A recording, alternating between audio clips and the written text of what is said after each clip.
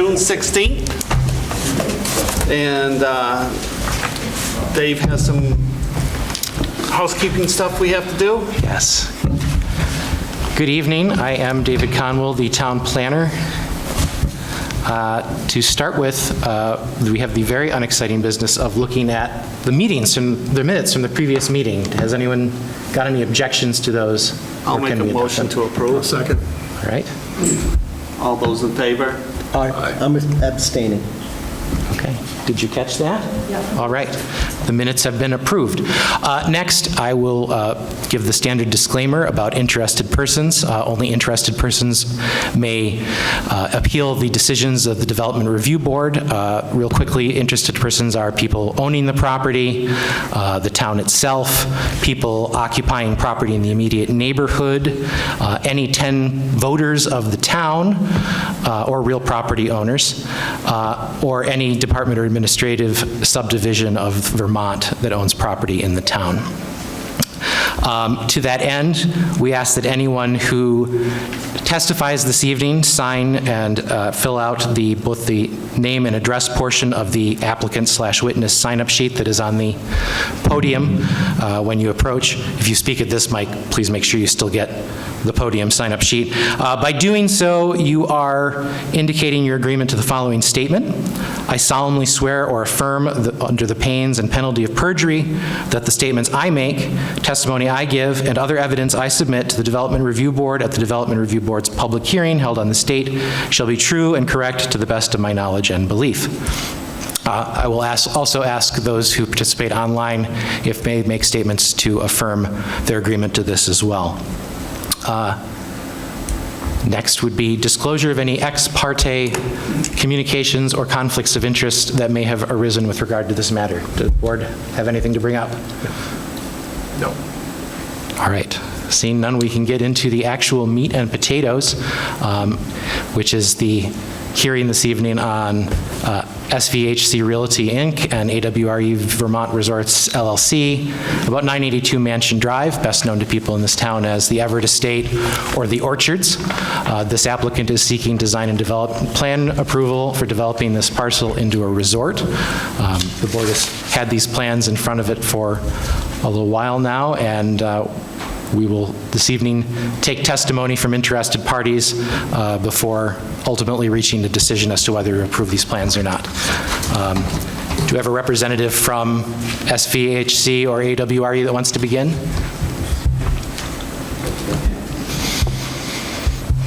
Where do you want us at the... Have you signed the podium statement? No, well... Then start there, please.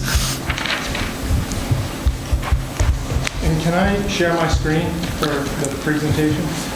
You can. Are you a member, are you in the Zoom meeting? Recording stopped. Okay, then I can permit you to share your screen, yes.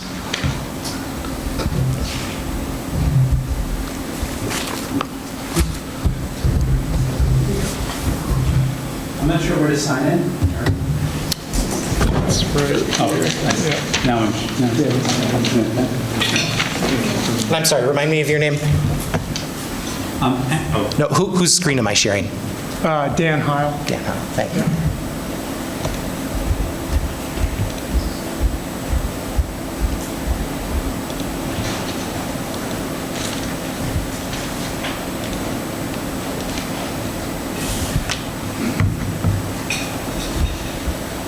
Excuse me, for those of us online, we can't hear the room. Can you hear me now? How's that? Is that? Thank you.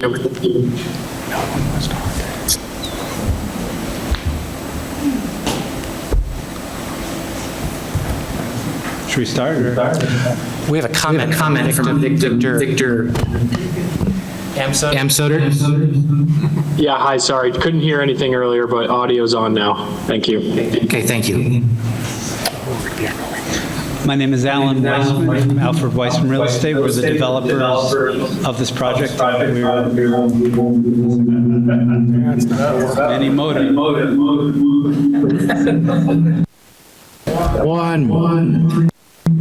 Turn the speaker on. Is that better? Yeah, this point, that speaker's feeding probably into the Yeah, that's the one. Good. Thanks. Or another one behind it is probably broadcasting. Test your mic up there if you would. Testing, testing. This speaker is on back. Yeah, if we unplug that, maybe that'll help. Kind of cool. Try it again. Testing, testing. Not ideal. No, that has to go off also. If you mute that too. I think it's off that TV, maybe. Hello? That's better? Hello? I think we're here. Okay, good. My name is Alan Weissman, Alfred Weissman Real Estate. We're developers of the project. We're based in Westchester County, New York. And I'm here with our team of engineers, architects, and designers to give more information about the project that we're working on at the Everett Estate. I'm also here with Joe Genzano and Michael Cohn, who will jump in as needed to talk about the project. Tonight culminates several years' worth of work that we've done with our architectural engineering team to try to craft a really amazing project for the town of Bennington and the state of Vermont. The project is a way to rehabilitate and reuse and reinvent the Everett Mansion and the Everett Estate into kind of a modern use that will provide tax revenue for the town of Bennington, the state of Vermont, provide jobs, provide construction jobs, permanent jobs, and lean into the agricultural history of the project. The project was originally built by Edward Everett in 1911. He was a pretty famous industrialist who grew up here in Bennington, graduated from Bennington High School, went off and made a fortune in the soda bottle business and the ball jar business. A pretty interesting character, and built this modest 40,000 square foot summer estate. It's beautiful in every way, and luckily because of his technological background, at the time where most of these type of manor houses were built with timber, he built it in concrete and steel. So it stands in place in really good condition now. It still needs a ton of work, and you'll see that's part of our offering here. We have to do all new windows on the building. We have to reset a lot of stones. The roof needs close to $1 million worth of work on the roof, even though it looks pretty good. There's a lot of work and maintenance and deferred maintenance that needs to be done. We are also going to lean into the history. This, at one point, was one of the largest fruit orchards east of the Mississippi. And the rest of the orchard still exists further to the south, but we will be replanting a small orchard as a hat tip to that historical nature of the property.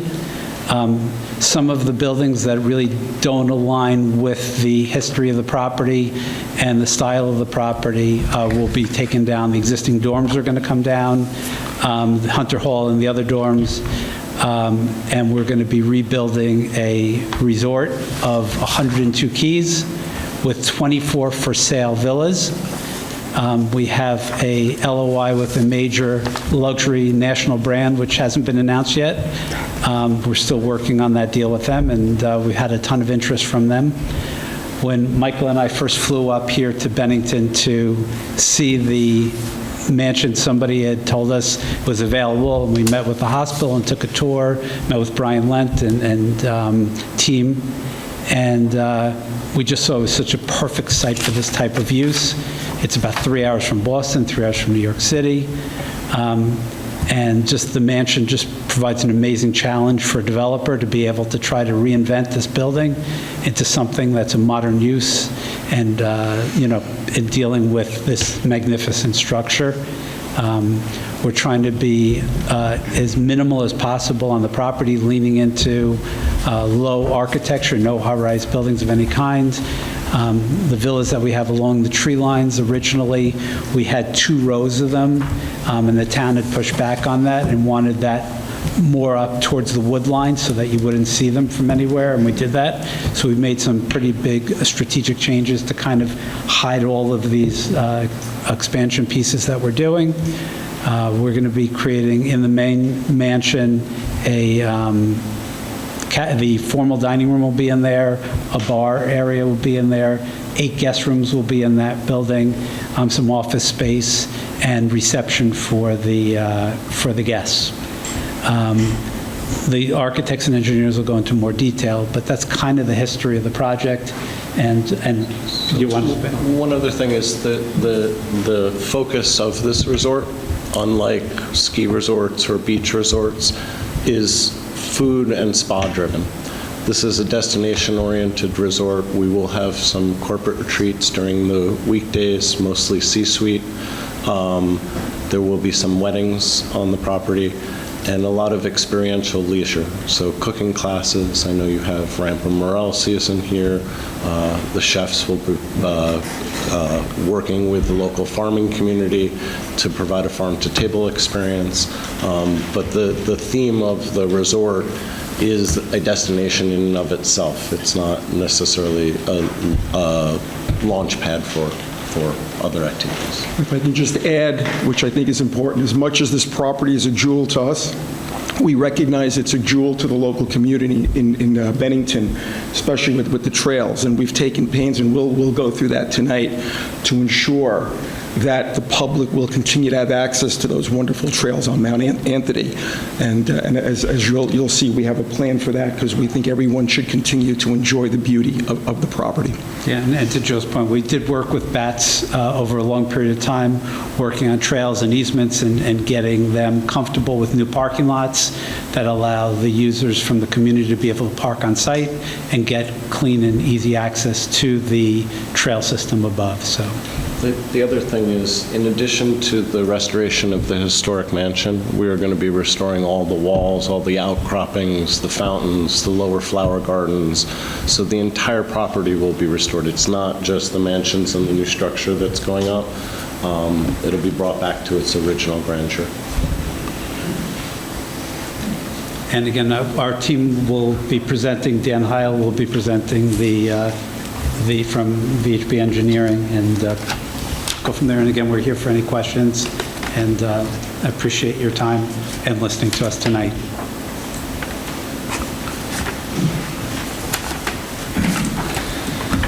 Good evening, everyone. Dan Heil. I'm a civil engineer with VHB.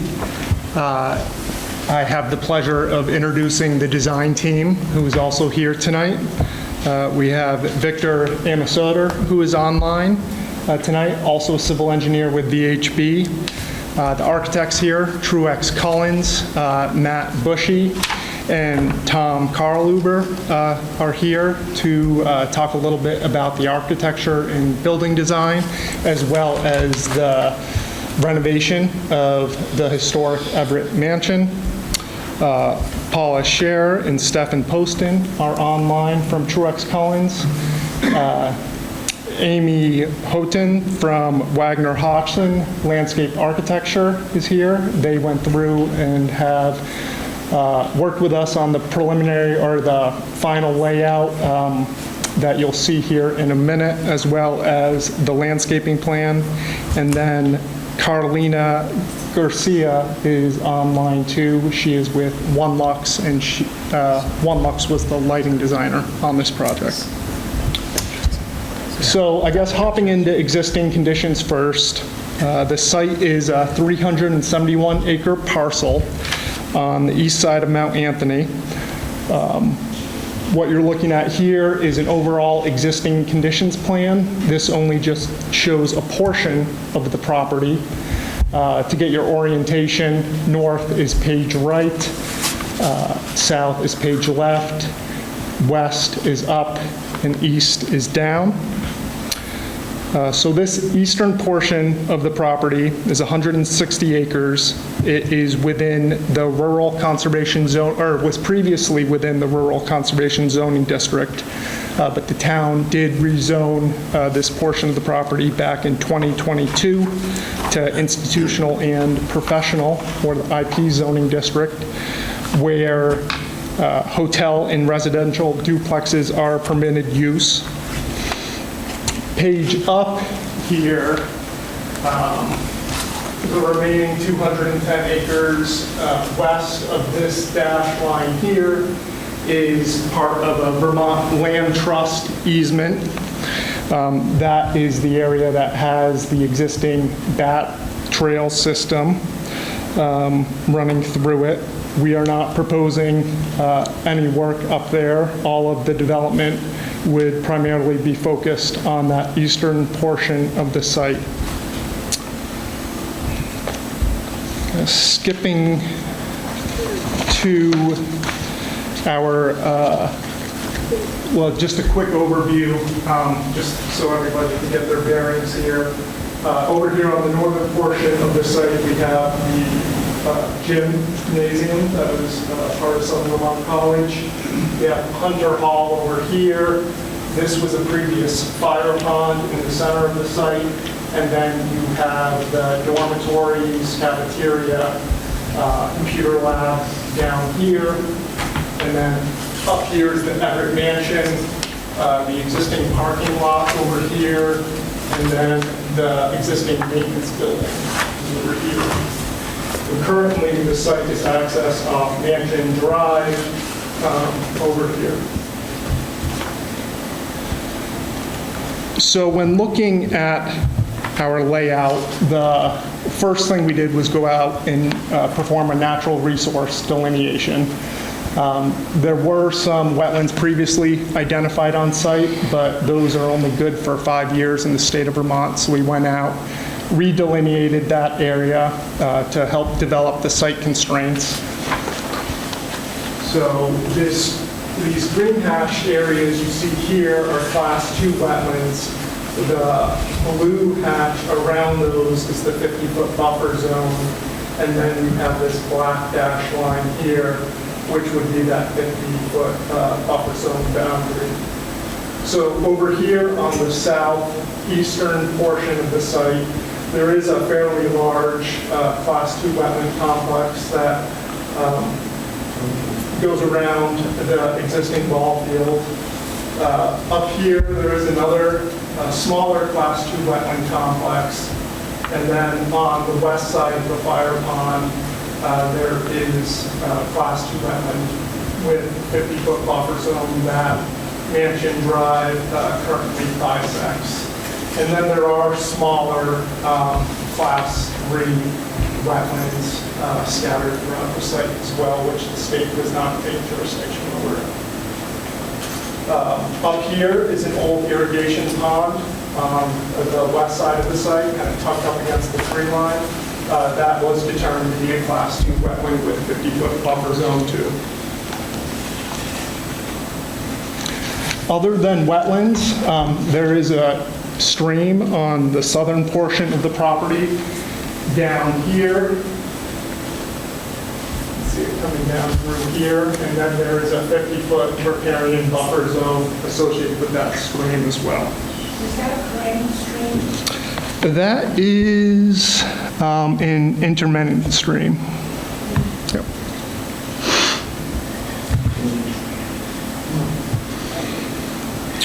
So once we had our site constraints, we worked on developing the layout. So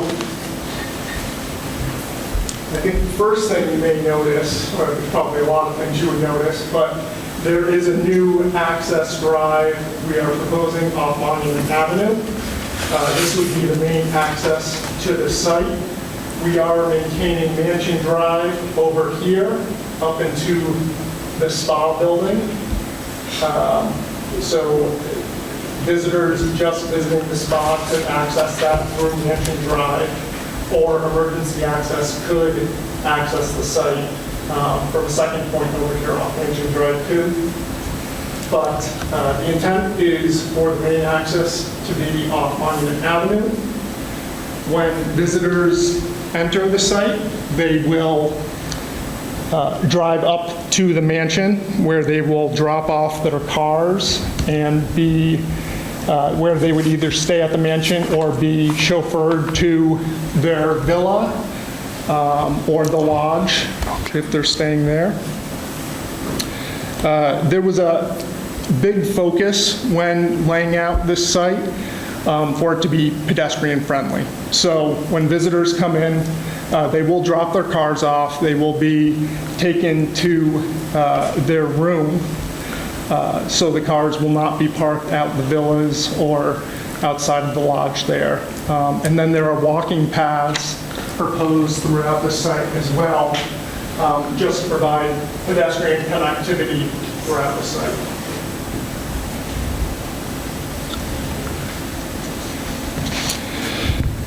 So, can you guys see that mouse okay? Up here is the Everett Mansion. That would be a 9-key hotel for guests. It would also have a restaurant for dining, and then there would be some outdoor event space outside the mansion. Just to the south of the mansion, there is the carriage home, which is this white rectangle here.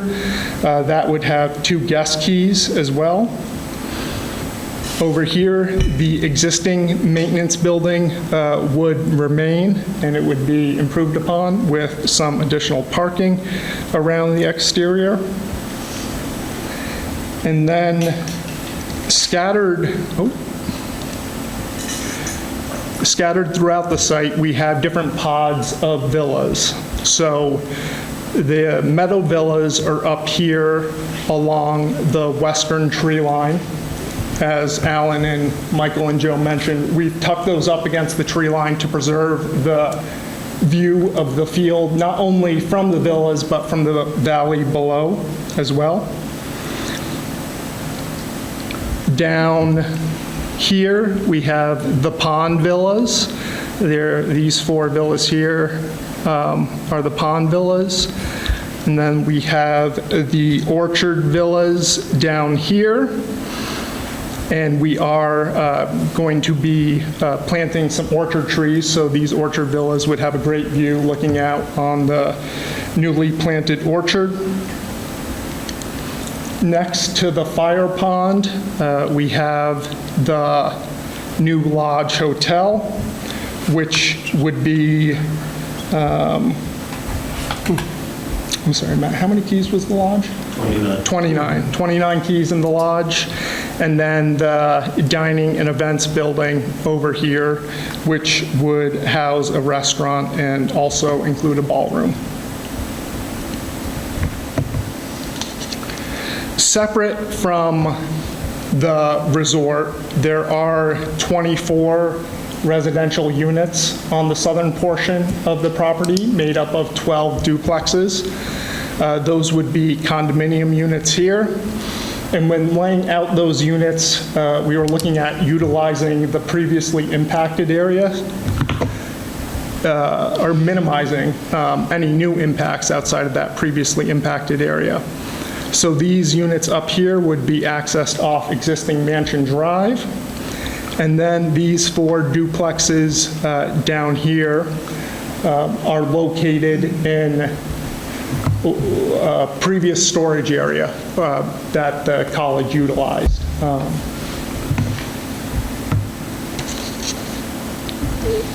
I think it's also worth pointing out that this area down here is partially cleared in the existing condition as well. Sort of a stump dump, you know. I wanted to say junkyard, but yeah. As Alan and Michael mentioned, it is really important to maintain access to that BATS trail system. So AWRE has worked closely with BATS, and we are proposing 2 new easements and parking areas for access to the trail system. Over here on the north side, there is 10 new parking stalls here and a proposed easement and trail that would follow that northern property line up to the VLT easement and connecting into the existing trail system. And then over here on the east side, there are 10 new parking spaces down here off Monument Ave And we have the hops and vines easement that traverses the eastern and southern portion of the property where it connects up to the VLT easement, up kind of close to the water tower or water tank. Utilities on site, we would be connecting into the existing municipal water and sewer system. As I just mentioned, there is an existing water storage tank up here just to the southwest of the Everett Mansion, and there's an existing 20-foot utility easement to the town of Bennington that traverses the property, coming down this way, and then connects to an existing pump house along Monument Ave down here, which would remain, and from there it connects into the municipal water system along Monument Ave. Sewer would be served off the existing municipal sewer system, previously serving the college, that runs up Mansion Drive. And then stormwater would be handled via numerous gravel wetlands that are scattered throughout the site. Those are these light blue hatches you can see here. So we have a few up against the Meadow Villas. We have a stormwater area next to the spa and fitness building, one next to the mansion up here, another one over by the branded residences, another one just across the street from the branded residences or residential units as well. And then we have a couple stormwater systems closer to the main entrance. So when we were designing these stormwater systems, we wanted to scatter them throughout the site as to not direct all the new runoff down to Monument Ave. So by siting them in different areas, we are controlling that runoff coming off the hillside there before discharging it into the channel that runs along Monument Avenue. And we are preparing a state DEC operational stormwater permit, and we'll be submitting that shortly.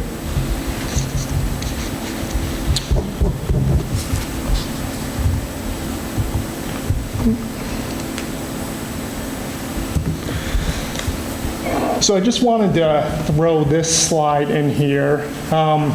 This is the portion of the existing municipal water main that we would be relocating. Here you have in the light blue line the existing main.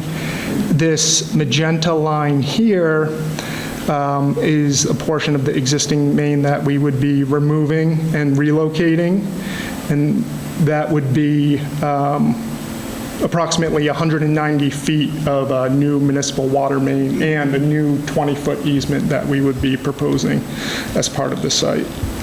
So, not only were we trying to avoid the natural resources and keep the site open, preserve the fields, minimize impacts to forested areas, we also were taking into account the municipal water system that traverses the site here, really trying to minimize as much as we can impacts to that system.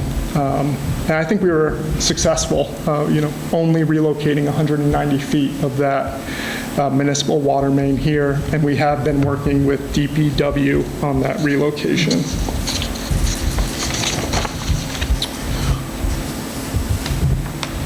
And before I let Matt talk, this plan here kind of gives you an overall view of the parcel.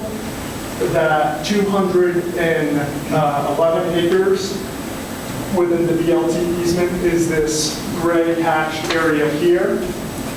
160 acres that we would be partially redeveloping is over here on the east side of the site.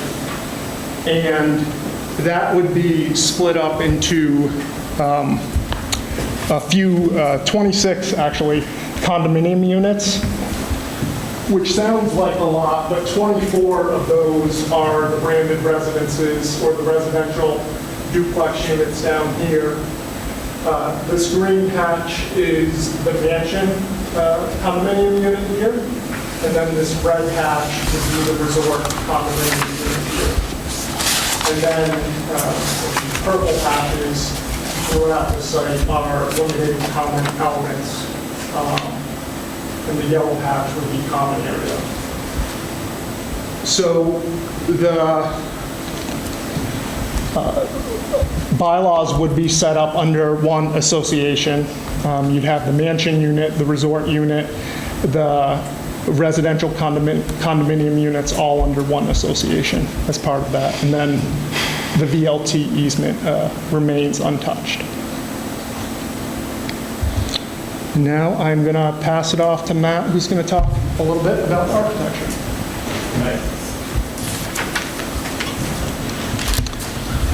Hello, my name is Matthew Bushy with Truex Collins Architects. We are based in Burlington, and proud to be working with a team of Vermont-based architects and engineers on this project. In fact, the design of this project is really based on the story and history of this place and of the site and the agricultural nature of Vermont. So we're really happy to be involved. I have a few slides here, and I can walk you through the architectural aspects of the project to build on what Dan was covering. And I'll start with the mansion. The rehabilitation of the Everett Mansion is at the core of this project. It's a beautiful building, English country manor, and it is on the National Register, and as was mentioned, it was built in around 1911. It is in good condition for its age, although it will take a fair amount of effort to bring it up to modern standards.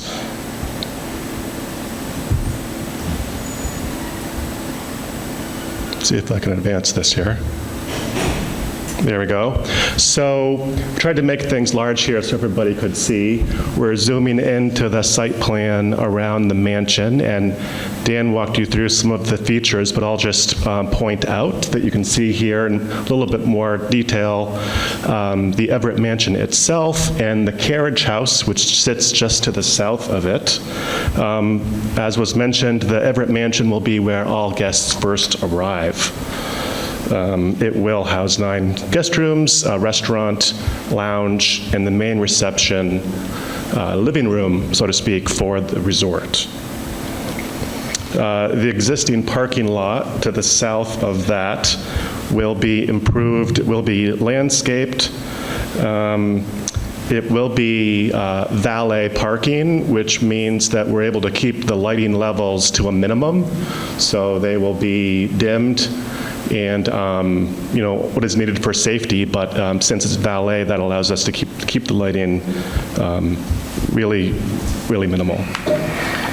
There is a mechanical building, as you can see on the lower right-hand corner of the parking lot, which allows us to keep the mechanical equipment out, the new mechanical equipment that will be needed out of the mansion, which would be intrusive to that historic building.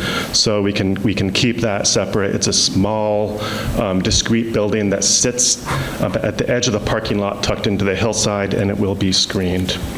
And to the lower left corner of the parking lot is some electric vehicle charging stations, a covered carport. And was mentioned on the far left, you see that's the existing maintenance building. There is no change in use to that building, so that will remain. Let me go to the next slide. The project is pursuing historic tax credits, which means that there are very strict guidelines that we are following for the rehabilitation of this project. We are working with the National Park Service. The team is working with the Vermont Department of Historic Preservation. In fact, the historic application was submitted this week. So we are following all of those guidelines in the kind of rebirth of this beautiful building. We will be touching all aspects of this building to bring it up to modern standards. including mechanical systems, heating and cooling, some structural repair, energy efficiency, ventilation, bringing properly ventilating the interior spaces with fresh air. We're adding an elevator, so it will be fully accessible. So it's pretty exhaustive. The carriage house is shown on the upper right, and that is of the same character as the mansion with the same stonework. That will be renovated into a guest suite. The exterior will be preserved. There really will be no change to the exterior of that building. And I know this panel does not, I know the interiors are not part of this application for zoning, but on the bottom right is this photo of the interior. The interiors are also listed on the National Register. That is not always the case for historic buildings, but in this case it is. So we will be abiding by all of those guidelines in the interior renovation of the space.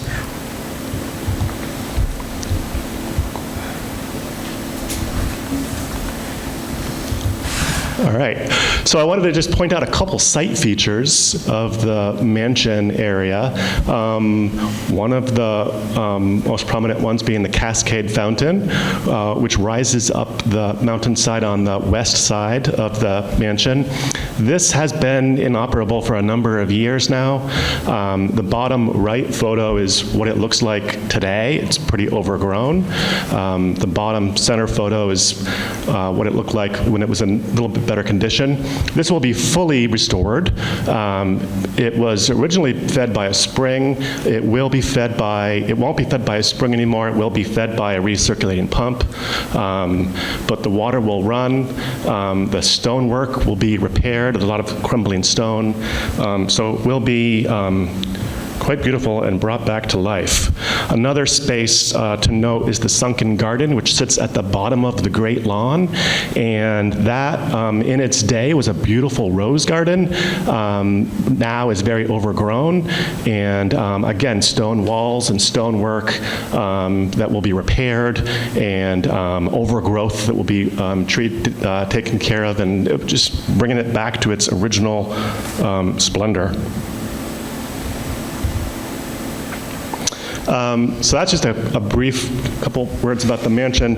As far as the overall project, I'll just walk you through the buildings. I know Dan oriented you to the location of the various parts of the site plan, but I will add a little bit more to that.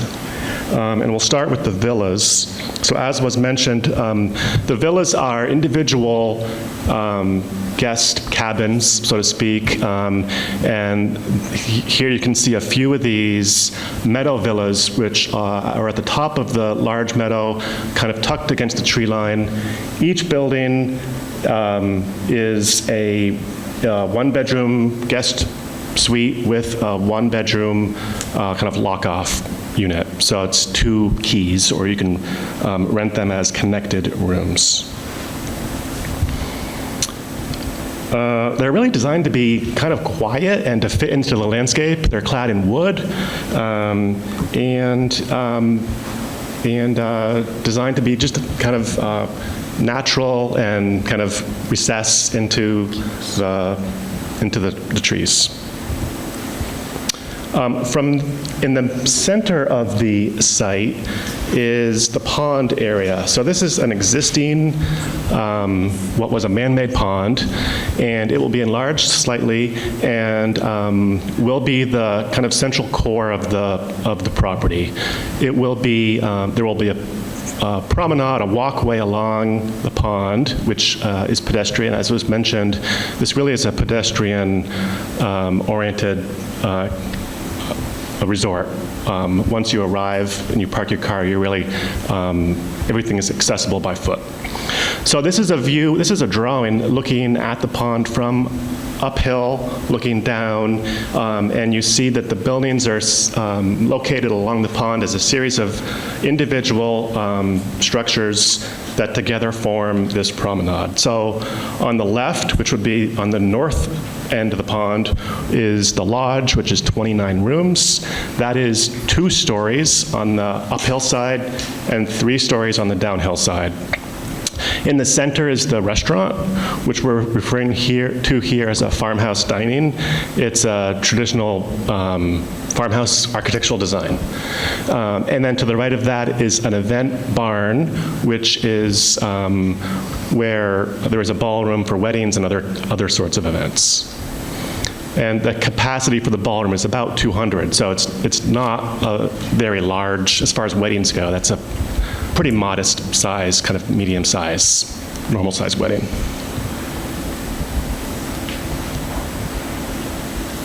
I should add too that where these buildings are located, it's currently basically parking lots and some existing structures on the site. So it's using this area of the site that's already built for these buildings at the center core. So then on the north end of the site, we have the existing gymnasium. This is one of the buildings that will be retained, so this will remain. And it's going to look a lot better when we're done with it. You can see the elevation on the bottom of the screen. On the right-hand side, you can see the existing gymnasium. So that will be reclad and some new construction added to the left of it, which you can see here, which would be an indoor pool, outdoor pool, and on the far left would be a spa. And that, all of that construction on the left, it's 1 story, and it steps up. There are multiple levels that kind of step up the hill. So it's naturally following the slope of the existing grade.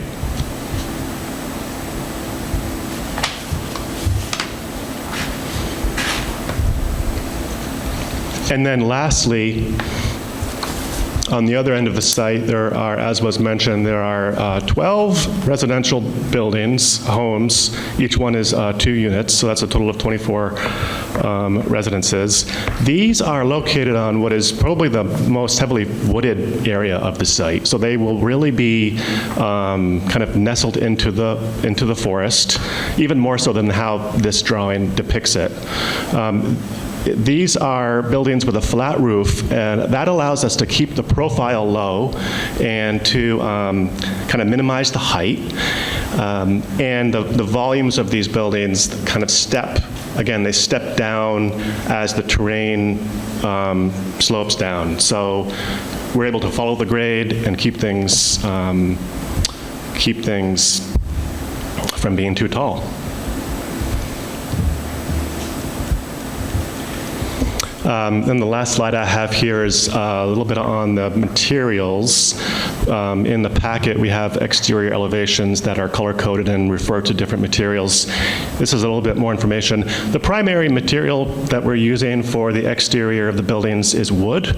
So we have a combination of painted and stained wood siding. We have some board and batten, and a combination of horizontal and vertical wood siding. I know this body doesn't legislate color, I assume, but it is wood. It is earth tones and mostly darker, kind of natural earth tones that fit well with the landscape.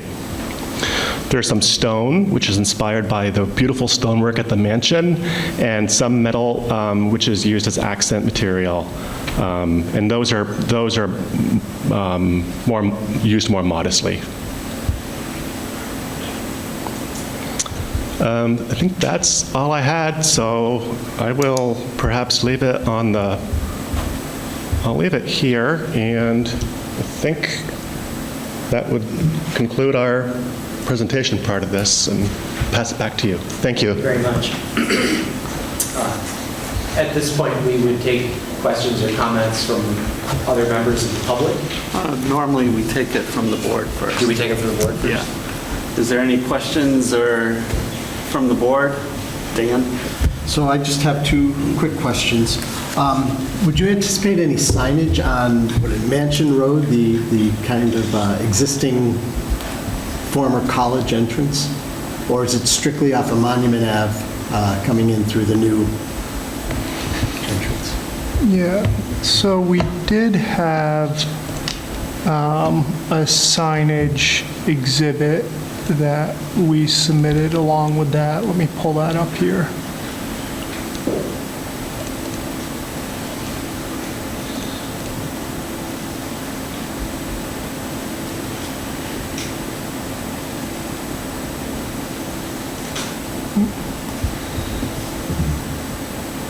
You anticipate all the guest traffic coming in from Monument Ave near the existing ball field, correct? Correct, that would be the main entrance sign. So very little traffic hopefully coming in through the residential area? Yes, Okay, yeah, and that was the intent of the That was new just access my drive off Monument Ave, was to divert traffic away from the residential neighborhoods to the north, keep it along Monument Ave, and then that way they can directly access the site without traversing through those neighborhoods. So this is our signage exhibit that we provided here with our submission. There The would be a- Mansion Ave isn't really shown on that drawing. Yeah, Mansion Road, I guess it's called. I don't believe there'd be any additional signage on the end of Mansion Drive. I think it would just be, once you, the property does extend through this residential neighborhood here, but the first signage, I think that would be for the BATS trail system, would be once the site opens up on this northern portion. So there wouldn't be any signage further to the north. Okay, and then just one more question from me is, it's anticipated this will be a single project and not phased development. For instance, you're not planning on doing the lodge first and then the Meadow Villas, and then it's all one large project with one large construction timeline? Correct, yeah, the intent would be to come in, do the site grading, the site utilities, and then, it would be constructed all at once. It wouldn't be phased. Good. But, that said, there may be certain portions of the property, like focusing on the event dining building before, maybe the Meadow Villas or something like that. During construction, there would be some. The only thing we did promise the BATS is that we would do the parking lot and their new trails first before we start everything else. So, and then we would close the site off to traffic. But the main development is one large project? One phase with the BATS parking lots and trails being the first part of that construction. The trails will never be closed to the public. Yeah. Do you have an idea of the duration of construction, how many years? Figure 18 to 24 months. Okay. I'm saying 18 months, he's saying 24. So we'll go 30. Just, if I can make a comment, I think you, by your presentation, realize what a special site this is. This is special to Bennington. A lot of people like myself and others use this property to go up to Mount Anthony and on the BAT system. So I'm encouraged to see parking for the public on the perimeter and right-of-ways up. I think the parking on the north side or the right-of-way along the fence works really well. That's directly up to the cave and interesting terrain. The hops and vine I'm a little more skeptical of because, it gets cut off and then it follows the property line. Have you talked to BATS about development of trail in that section? Okay. So we've actually, and Dan, you've heard, if I may. Yes, absolutely, yeah. We have allowed for an easement that was worked out with them so that Yeah. they can move the trails anywhere. Right.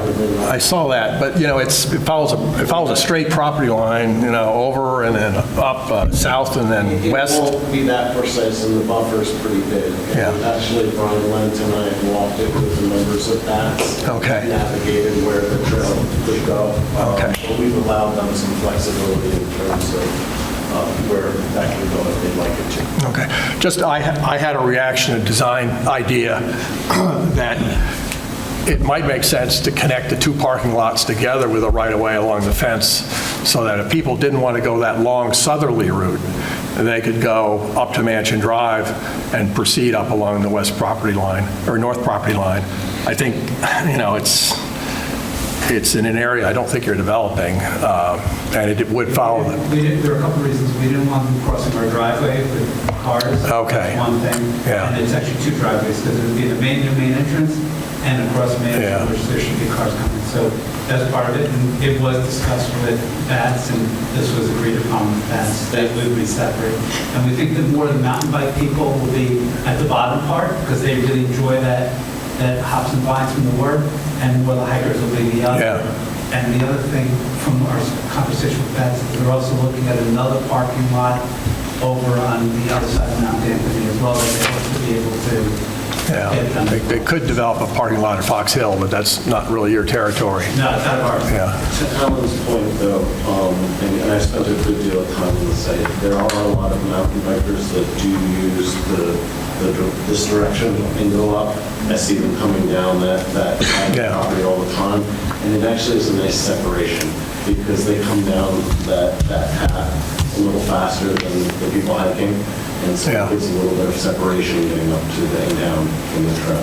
There are a lot of pedestrians, dog walkers, I'm a dog walker, and, that use that, and real regularly, and, but I'm very glad you thought of us, so I'll end it there. Thank you. Did you have any other questions? No, I'm all set, thank you, Charlie. Okay. I was just curious, I know you didn't get into great detail about traffic and traffic projections and the like, but looking at the two different main entrances, the Mansion Drive and the new main entrance, how did one come to develop these proposed traffic counts that you provided in this? Because I noticed that the health spa and gym, that has a separate entrance, but that has probably the largest amount of traffic projected in your proposal. And then on the other, with the main entrance, the other area that has the largest percentage of traffic is the restaurant bar up above. And it also showed the weekday, weekend, and the time of day. And so those two particular areas have the greatest proposed amount of traffic early in the morning and then late mid-afternoon till 8 o'clock at night. Where did those figures come from? I guess Dan did the traffic study. Yeah, so for the trip generation, the proposal would result in 136 AM peak trips. PM peak trips would be 289. The spa fitness center, I guess in the PM, we would be generating a total of 105 trips just associated with that use. In the AM, we would be generating 60 trips associated with that use as well. Those numbers were based off the ITE trip generation manual. That's how we came up with those there. And I know the traffic study did account for certain internal trip capture in that as well. Because the spa building, there will be a certain number of membership passes sold to the public, but that will be minimal. I think it's anticipated the majority of the trips to the spa building would be internal capture on site. Thank you. And also just the length of stay. We expect our guests to stay probably 3 days, 3-4 days. It's not like Hampton Inn or something where people come in the morning, they leave early, they'll show up, they'll park the car, and then they'll be on the site enjoying things. They might take the car and go into town for lunch or something, or come down for dinner one night. But for the most part, they're going to probably stay around on the site. So it's not like when the college was there, 200 students come in and 200 students leave, at set times. a little more spread out. So the public would have access to, but it would be less frequent than the guests to the spa, correct? We're going to limit the number of outside memberships and also limit the number of day passes. All right. We will be able to go to the restaurants, but it will be by reservation only. Obviously, when the hotel is full, it means that there are less day passes available or less outside passes. And that was, part of the intent of keeping Mansion Drive open too. So there would be direct access for those minimal memberships to the spa building, and they could access the building without going through the main entrance drive. And going back to being a pedestrian-oriented site, we didn't want traffic traversing the site from the main entrance to get over to the spa. Any other questions? I'm sorry. No, go ahead, Dan. Under section 313, you have the only permanent dumpster on site is the events and dining. You're going to be generating, obviously, the spa has a cafe, the mansion. What provisos are there for garbage staying, being moved as far as animal impact and just summertime, and what provisions are made for moving that to the permanent site, and how long it's going to be at the remote locations? You might be better at the So one thing that was very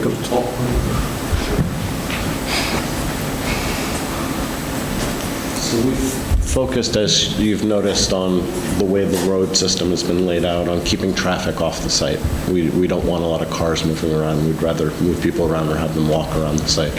The same is true for maintenance and deliveries. So we've created in the lower level of the events and dining building, a trash compactor room, a recycle room.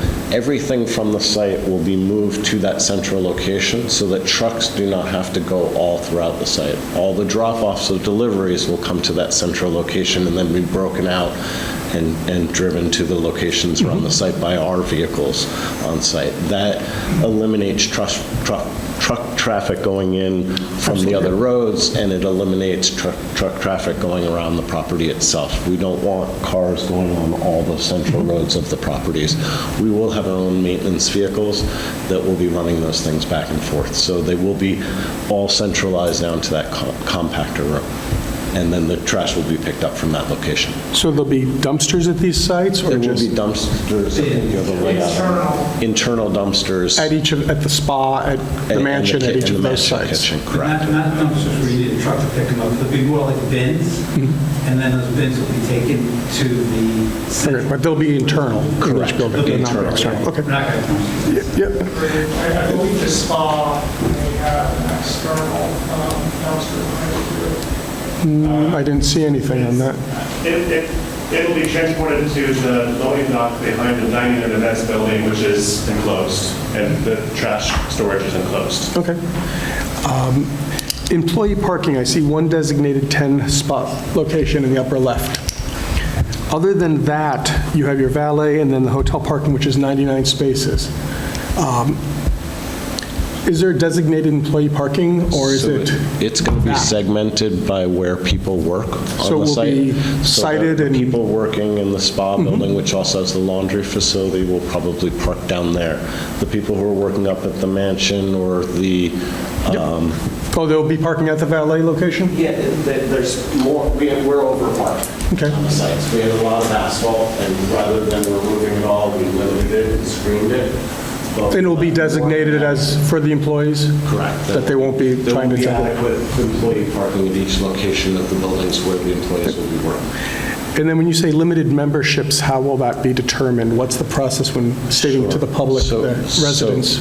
So right now, we've been working with the brand on a membership program, more analogous to like a club membership, where you have access to the grounds and the spa and preferential reservations and stuff like that. And it'll be limited to 50 under the current plan. That may expand slightly over the course of time, but the goal is not to overwhelm the campus because it would interfere with the guest experience as well. We will allow day passes. So if someone's coming up and staying in another hotel and we're at 60% occupancy for the day. There will be some day passes available for people staying at other accommodations or locals who want to use it. And the restaurants will also be open to the public. Right, per reservation. By reservation, correct. Okay. In that timeline you covered, oh, that was it on mine. Thank you. Any questions from the audience?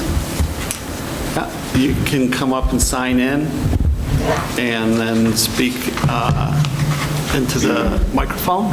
Sign-in sheet there. Oh, yeah. What the price point would be on the 50. It's interesting. It's really rather minimal. What's your address up here? Really minimal.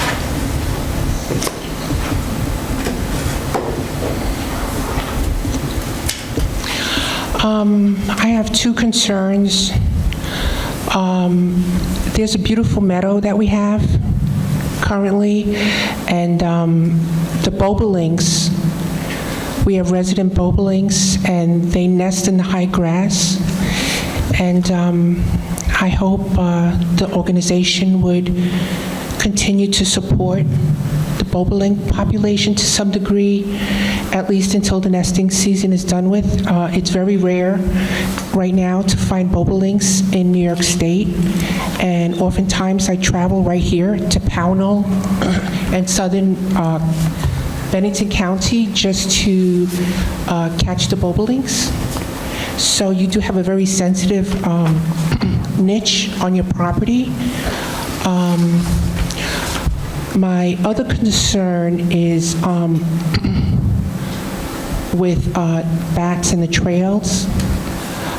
I can foreseeably see a conflict to some degree with the condominium owners and the residents and the guests that come to this establishment, because what I've seen is that there's been, to some degree, a lack of oversight for dog walkers.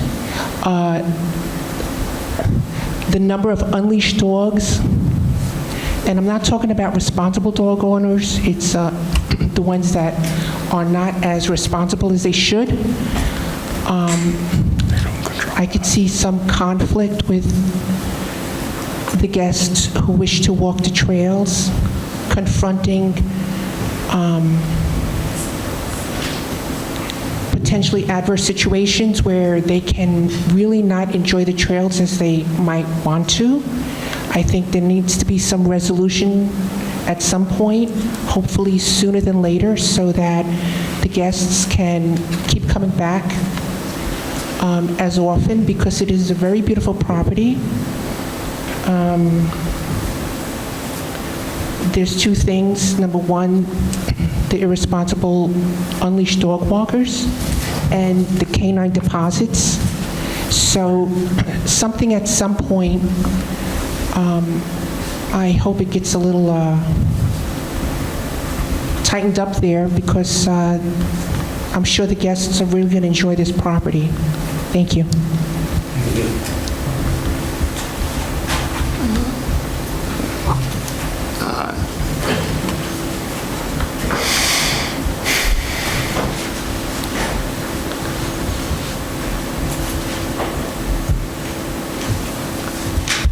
I think there's a space left on the second page. I don't have a pen. We can fix that. And just speak your name into the... Yes. I'm David Pearson, and live right next door. We can keep that.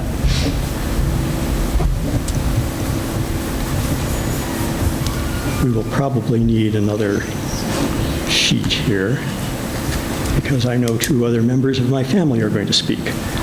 We have an extra already. So, yeah, I'll, with this nice visual aid, I can show you. My wife, Susan Beal, and I own Shadowbrook Farm, which is this property here. It's 275 acres, about 1,500 of it is conserved under the BLT. A lot of gas trails go through there. And just in terms of border, we have the largest border with this property.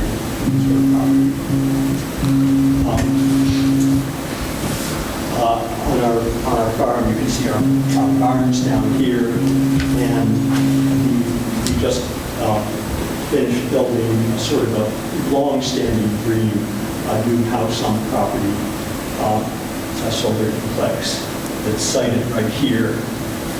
And first of all, I just want to say, I'm very impressed with the resort plans and everything they've done to preserve the mansion and to fit all the hotel property, all the hotel units into the existing landscape. I want to really compliment AWRE on their transparency in involving the neighbors. I want to thank you for that. But what I want to note is we were very excited with the plans at first, and then when we heard about the residences, which we found out about later, we became concerned, particularly since they are sited close to our new house. Right now, we look into quiet, dark woods, just a beautiful location that we chose the site specifically for that experience, because all the rest, we look out on the roads and the soundscape and the view shed are really important to us.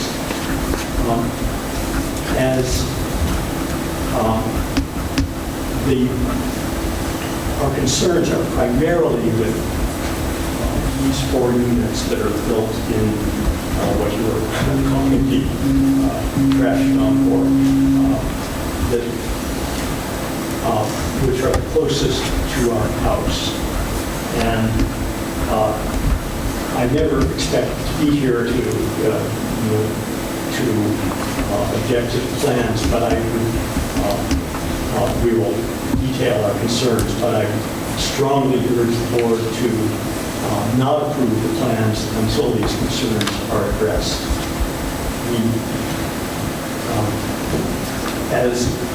As we've gone on, we've been in communication with AWRE, and we kind of expected that all of this would get addressed, but as we've now gotten to do a deep dive, now that the Act 250 filing is complete, our concerns have only grown.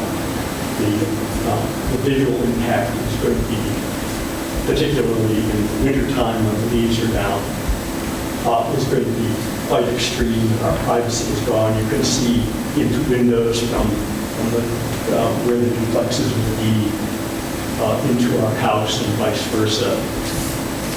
The other thing we're concerned about somewhat is the effect of this and blasting for this on our water supply, which comes down here and down to a spring house about here. And we don't see any, in the plans, we don't see any indication that has been taken into account. I'm going to let Ethan give a more technical presentation on this, but anyway, this is just to be clear again. The plans here look marvelous. The duplexes we're somewhat concerned about. These are not a concern just because of the natural topography, but these are a great concern to us. Thank you. Ethan, do you want to probably yield the floor to you? Yeah, so David, you want to come up? Yeah. Have you signed anything? No. If you've got the pen still, we can borrow. Is there still room on that one? There's still room on this one. All right. When it's done. All right, and I'll take that.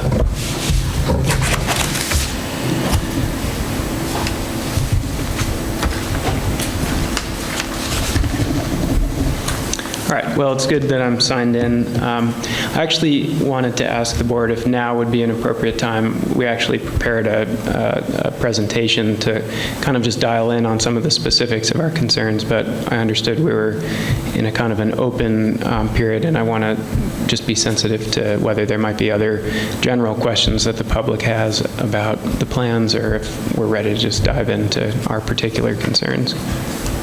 I'm sorry. And you are? Oh, sorry.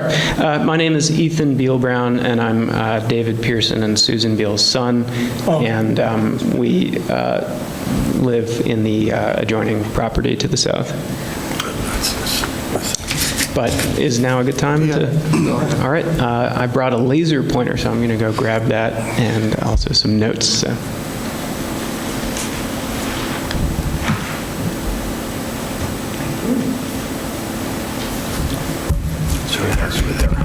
Right there,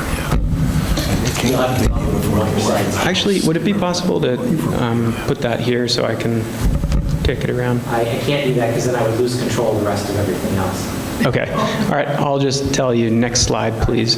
And if you could make it full screen, that would be great.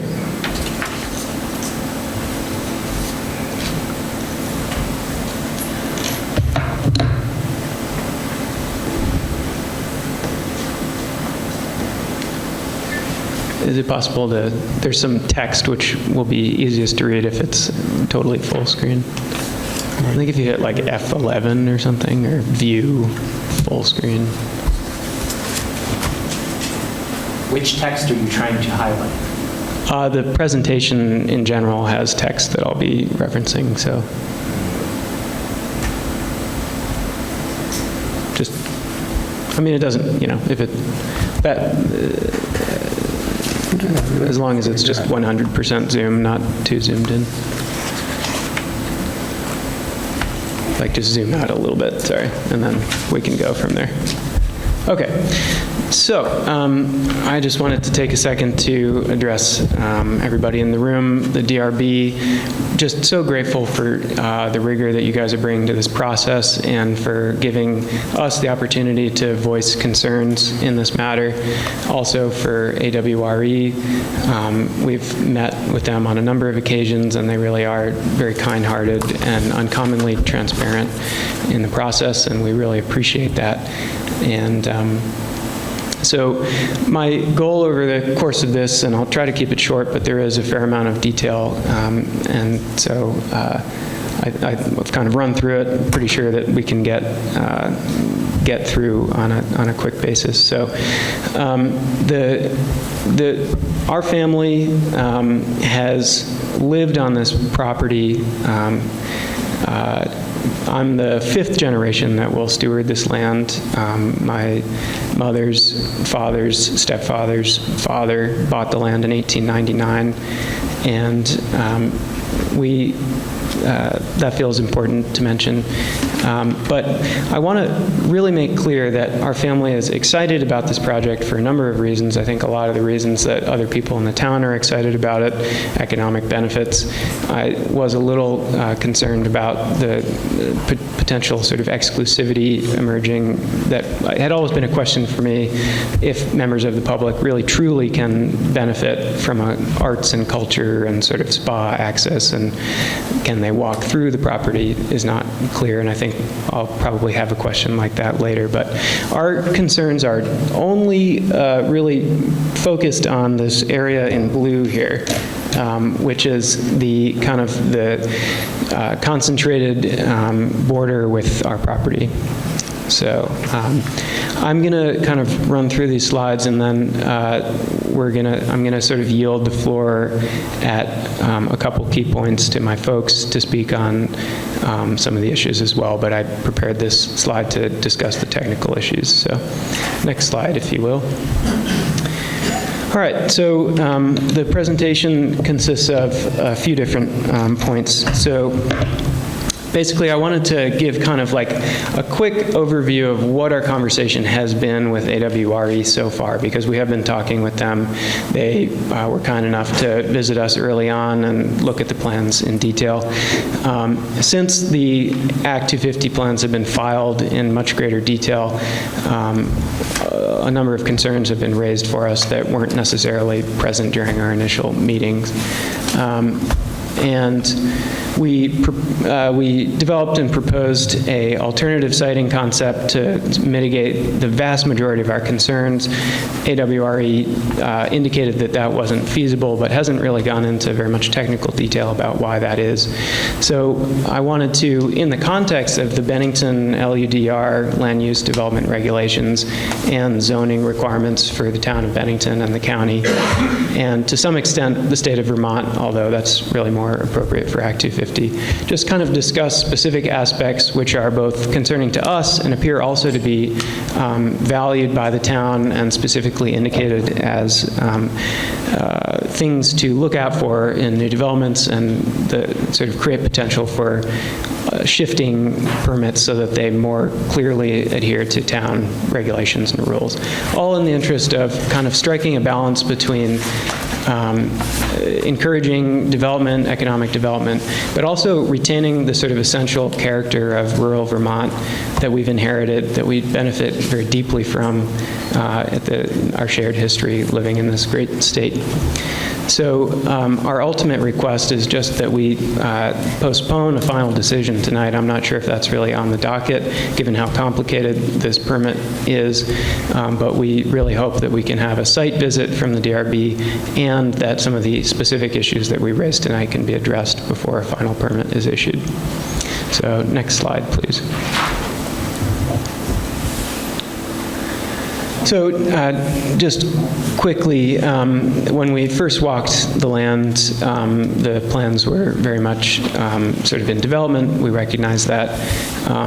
And to the extent that we exchanged verbal conversation, I think we can all agree that really what's important is the plans in front of us now.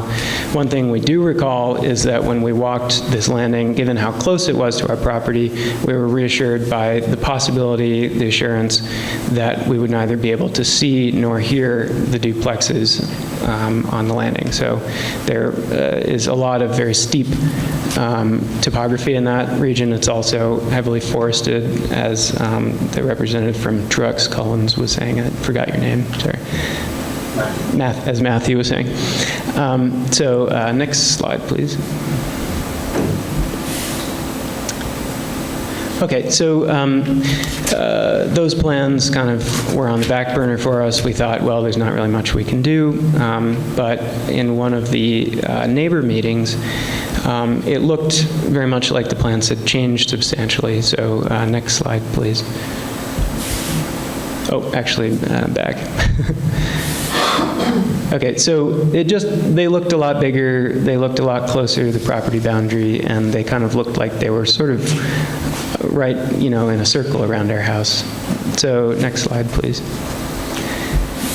So, with this question of whether we would be able to see or hear, or what the nature of the impact of these duplexes would be on our multi-generational family home, I'm not an engineer or an architect, or I have no stamp to put on this, so take that with a grain of salt. But this is using industry standard GIS tools and publicly available data from the state of Vermont, LiDAR data. So this is a viewshed analysis that we submitted early on to AWRE to try to indicate the nature of our concerns. And it basically just shows that right here, this is my parents' new house, and the colors indicate basically either if you're standing at my parents' house or on the second floor, what you can see from there.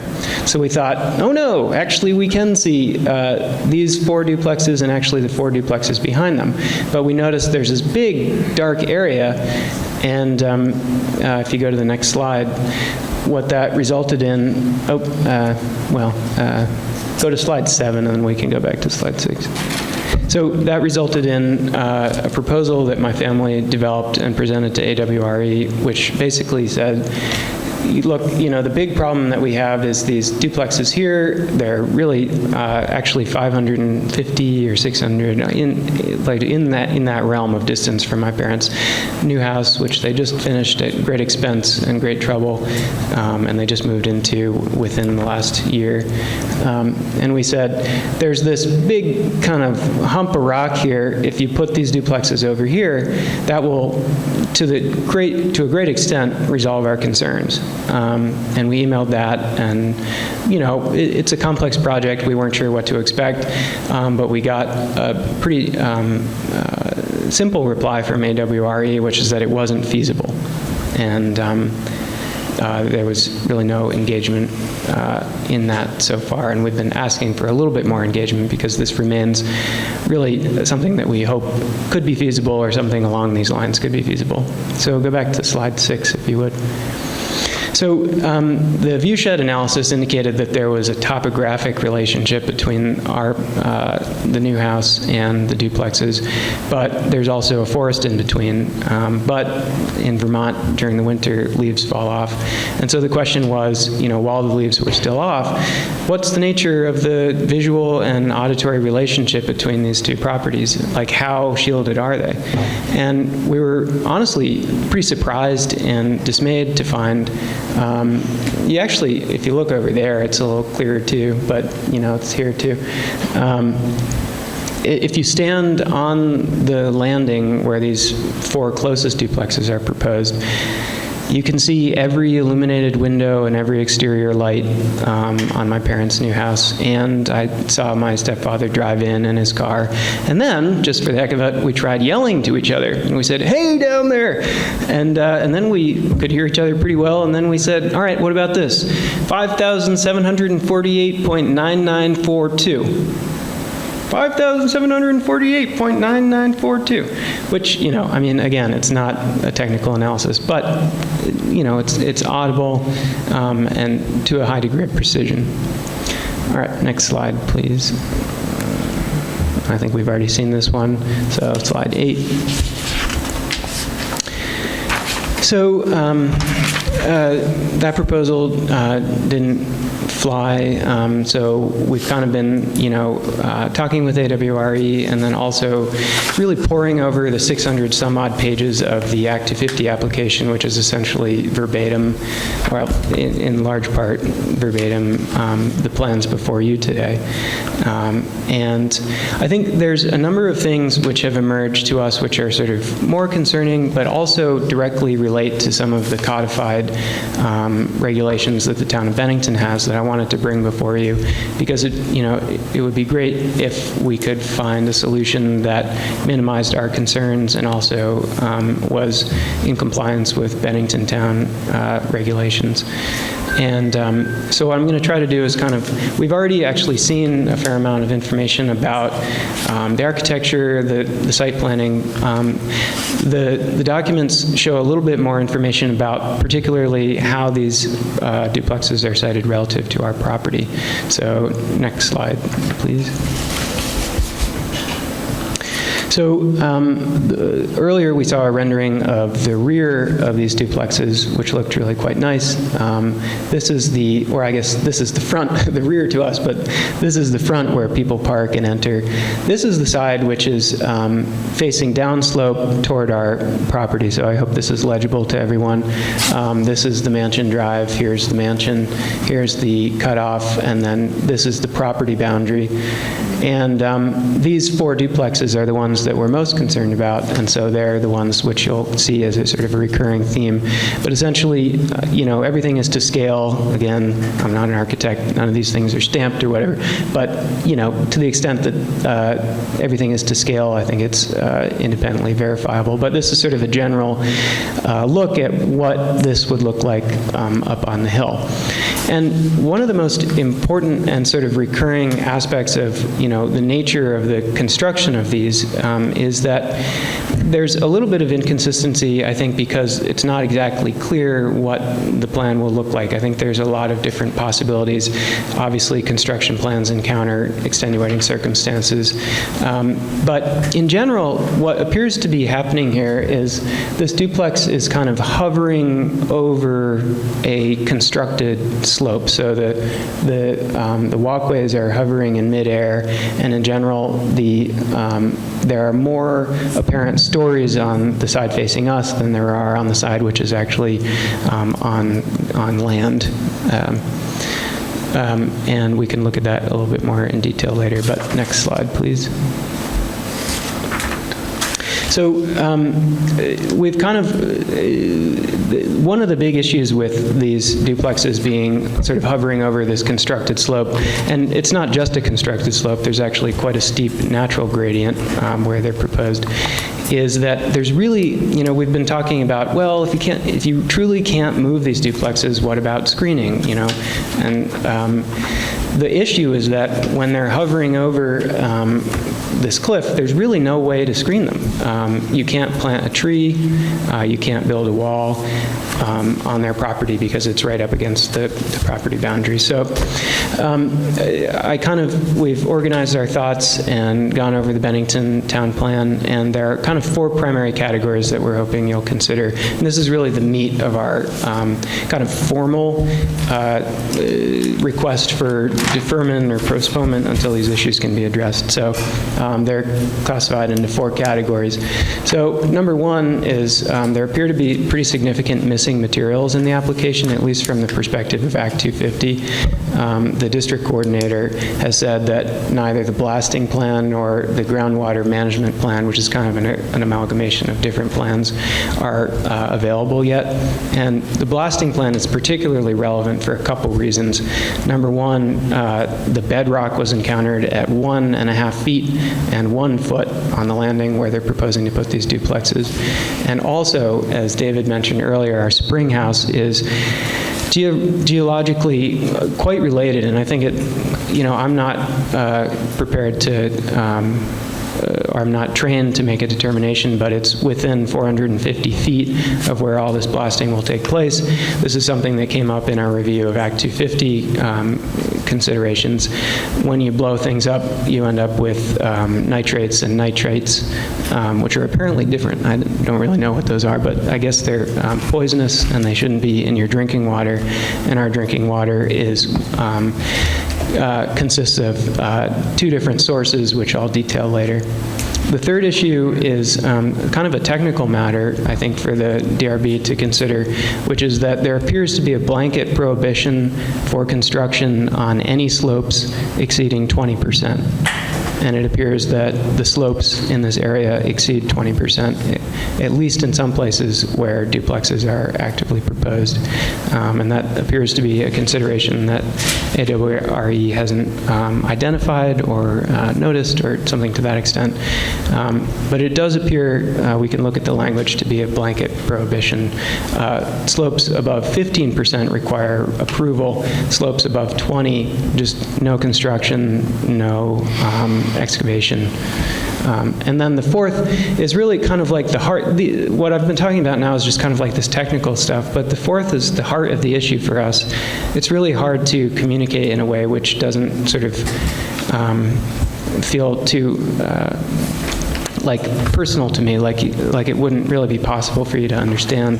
But as we've been reading through the LEDR and Act 250 in general, we've just been really heartened by these codified standards for rural character and sort of adjoining landowners and the sort of the spirit of rural Vermont. And again, I just want to reiterate that these guys like really truly understand that in this crazy uncommon way. Like they're proposing to do this really miraculous thing, which is infuse this huge amount of capital into this historic property and hopefully make it accessible to lots of people who will love the area and improve the economic situation for the town.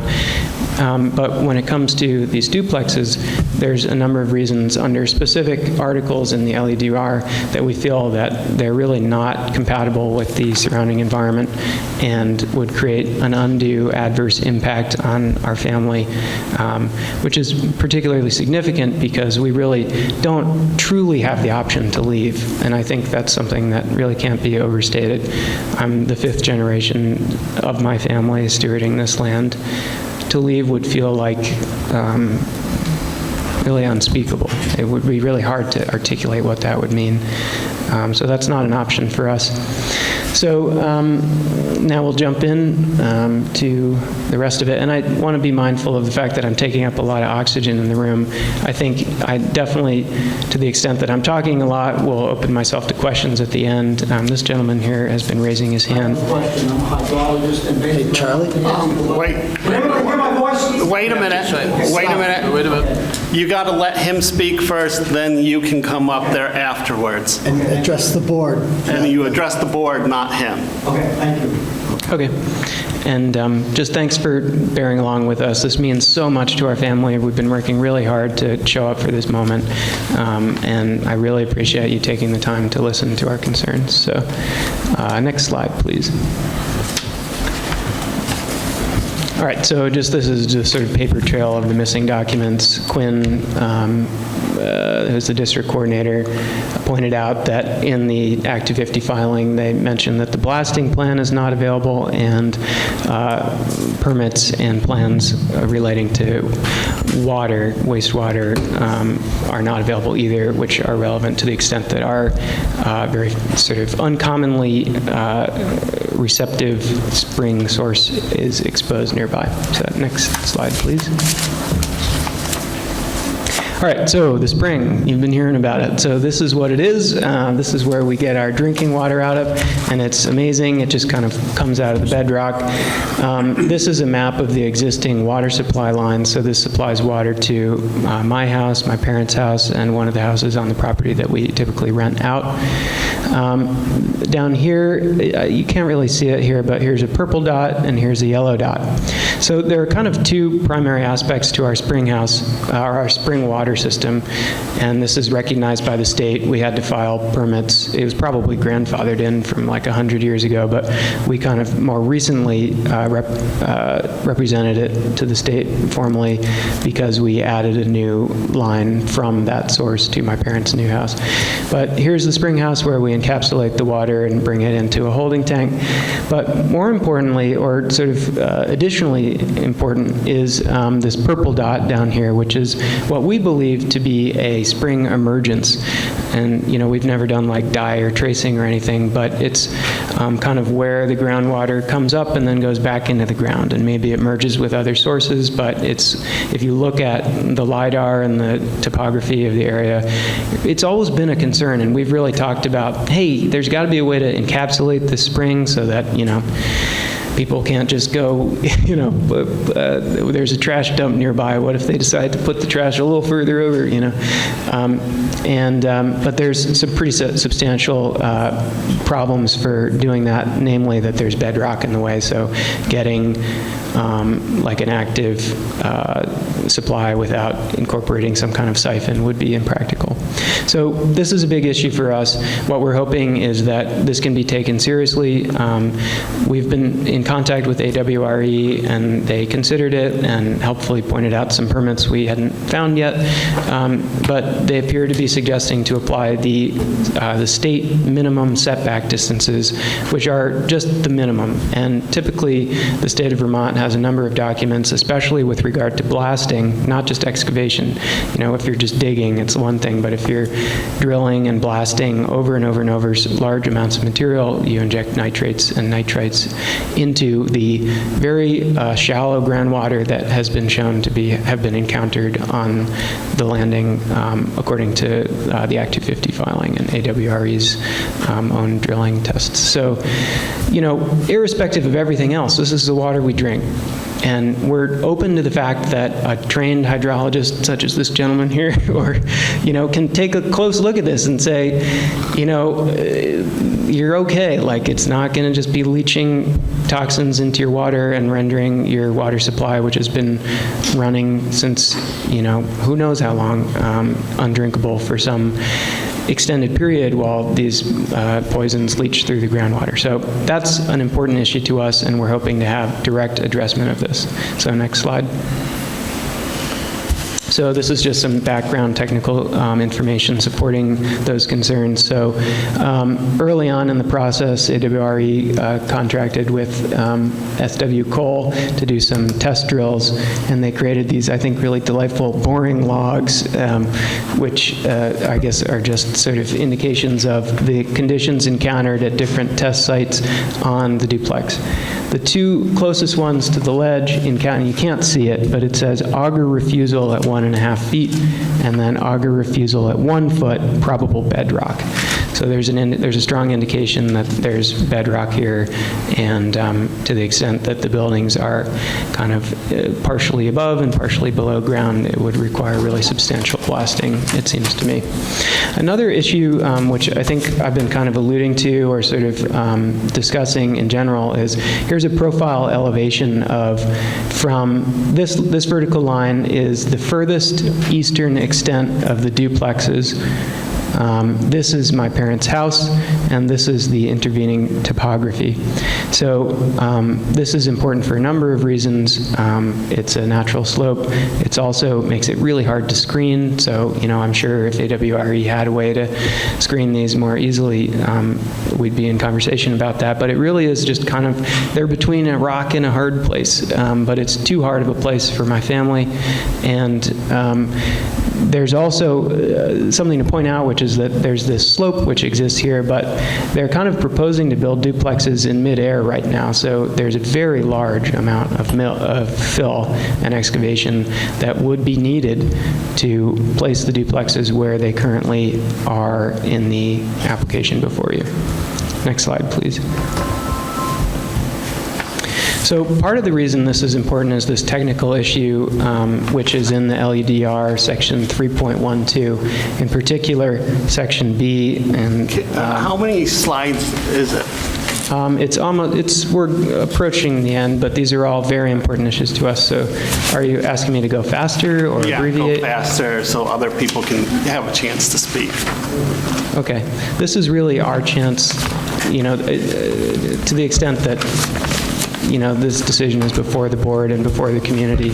So I really appreciate your time, and I'll try to go as fast as I can, all right? I'm just trying to give everyone a chance to speak, so try to speed it up. Okay. All right, thanks. I'm being a little chatty, I guess.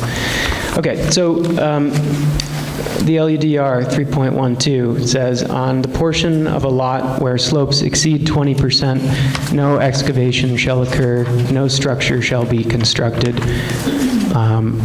no water or wastewater system shall be installed, and no roads or driveways shall be constructed, and no flora shall be disturbed or removed. So this is an overlay from Vermont State LiDAR data of slopes exceeding 20%, and you can see, for the most part, everything is avoiding 20% slopes, but the 4 closest duplexes, to the extent that they're hovering over the slope, are on steep natural contours. So bedrock was encountered at 1 foot here, it has to get down to here, and that's just a steep slope. And hopefully you can see, in general, the LiDAR of the area suggests that this is an area with a lot of predominant natural slopes that exceed 20%. It's a very, very old eroded mountain. All right, next slide, please. Okay, so there are just a couple technicalities which are maybe in our favor that are important to point out. In the IP professional district, there's a minimum roof pitch of 5/12, and there's a maximum building height of 40 feet. These have flat membrane roofs, and I'm really not sure how the DRB would determine the height of these buildings, given that they're floating in midair.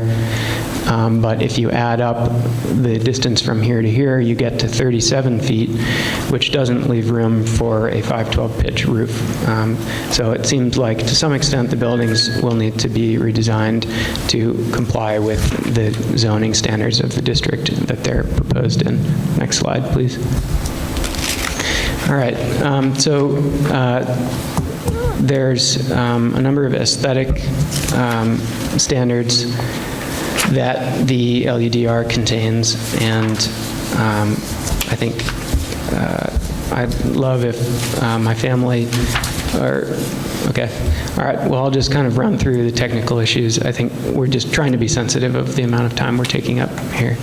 So there are 4 slides for aesthetic things that are codified by the state, and then we have one more slide just sort of wrapping everything up and saying what our asks are and what we hope for. So the section 5.3A2, I wrote down some notes here. So the character of the neighborhood or area affected, the board shall consider the design, location, scale, and intensity of the proposed development relative to the use and character of adjoining properties and other properties likely to be affected by the proposed use. So we're in a rural conservation district. It's been rural since 1760 and has remained largely unchanged. Any development which has taken place has been really in the spirit of the original vernacular architecture. And our concern is that these buildings really don't feel like they're part of that story. They feel to me a little bit more like a development in a large city that springs up quickly in response to, technology, housing shortage or something. Next slide, please.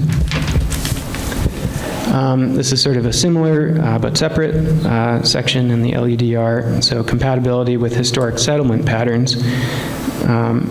Buildings shall be sited in a manner that avoids adverse impact on scenic resources and preserve rural character. Buildings shall be designed and arranged in a manner that is compatible with historic settlement patterns and architectural styles, and with regard to building scale, massing, and materials. And large reflective surfaces such as roofs, glass that are visible off-site should be avoided. Next slide, please. So I feel like AWRE and Associated Architects have done a really excellent job of sort of developing and bringing that vernacular architecture into the high-end resort world. Our feeling is that the duplex, at least on the side facing us, really doesn't fit into that picture. It's shown to not satisfy the IP zoning requirements of a 512 pitch roof, and it's not practical to build, as far as I can tell, at the height that it is without alterations. But just the large amount of windows hovering over a cliff, which it feels, the energetic impression of it for us just feels unapproachable, exclusive, avoidant, sort of scary, problematic. Next slide, please. Okay, so this is another technical issue. So landscaping and screening. The main issue here is that the LUDR suggests that screening should provide a year-round cover, a year-round visual screen. It's a little bit harder to tell in the summer what it will be like, but in the winter, as you saw earlier, the lights of our house are directly visible on the platform, and because of the nature of the slope, it's not possible to have screening, adequate screening. You can't plant a tree. You can't, maybe you could build a wall, but it would just be 60 feet tall or something. So there's something about the duplexes which is quite problematic and challenging in that they don't appear to be screenable. Next slide, please. So the question of lighting for us has been a big consideration because dark skies, the sort of feeling of being nestled against the mountain, of being sort of part of a larger ecological landscape is super important to us. And the question of what will this look like in the woods has been something that is very challenging to answer because, of course, they're not there. They're a proposal. And so what I wanted to do is look at the potential visual impact of these duplexes if they're all being used. And AWRE projects that there will be very high occupancy, not just by the people that own the condominiums, but also as part of the rental pool. So you can rent these properties, and again, that's That's just from conversations. I welcome corrections on that issue. I see Michael shaking his head. But this is sort of a rendering of just the lights which are facing us, which have no atmospheric time controls, as do the lights on almost every other exterior light on the property. Obviously, these are interior lights, so they have a different standard, but there are, the LEDR does suggest that as part of the performance standards of a property, that undue lighting, glare, or reflection, which constitutes a nuisance to other property owners, should be avoided.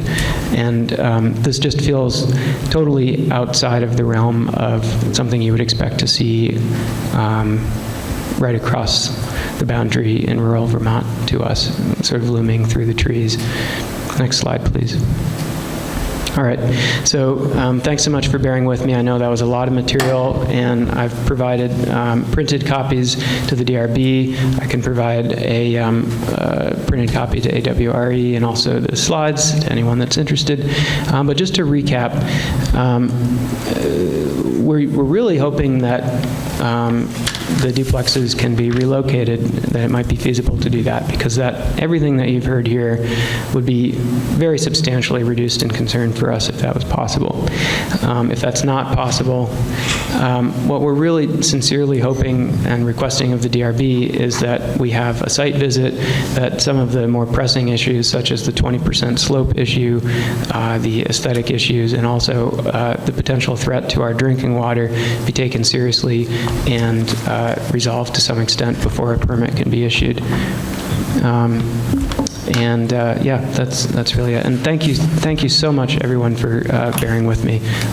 I know I've already said it means a lot to us, but I'll say it again. Would anyone from AWRE would like to respond? Any comments to that? Dan and Matthew.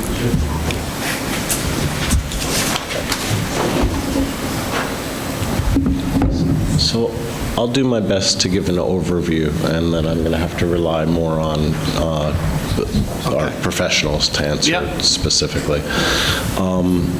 As Ethan had mentioned, we have made it a priority over the course of the last 3.5, 4 years of meeting frequently with the neighbors and local businesses and members of the community to integrate everyone's thoughts. In fact, a little over a year ago, I walked the exact location that we're discussing today with the Beals and Brian Lent from the hospital.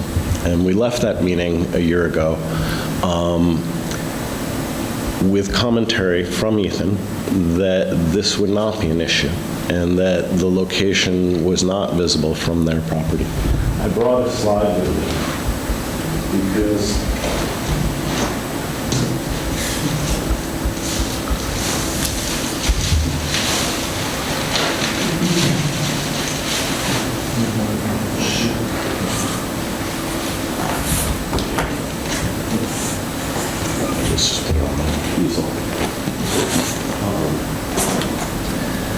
so we visited the exact location. At the time that we visited the location, it was in May, and the leaves were on the trees. I had given them at the time my phone number, my email address, to continue the communication. In the meantime, over the preceding 12 months, we spent millions of dollars laying out our plans, designing them, preparing our Act 250 application. And about 3 weeks before our submission, we went to update the neighbors to let them know in advance of submitting to the town and submitting to Act 250 that the plan had been finalized, the submission had been finalized, and we were submitting it. And that was the first we had heard, literally about 8 or 12 weeks ago, that this was even an issue, because we had walked the site with them. So when I heard it was an issue, I went back and I brought a drone operator to fly the site and see what it would look like at different elevations. The top 2 elevations are drone footage of the location in question, which is the lower residences that he's talking about. And as you can see, There's about 500 feet of forest and 663 feet of distance and about 100 feet in differential of elevation between their house and the closest villa. Just say that again, 500 feet of forest?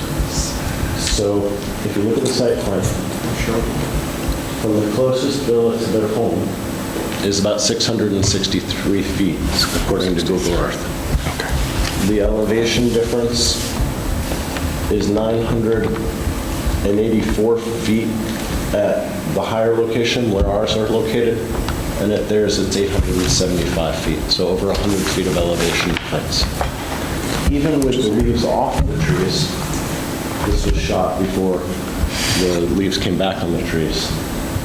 Clearly, you're looking out over their property. Okay.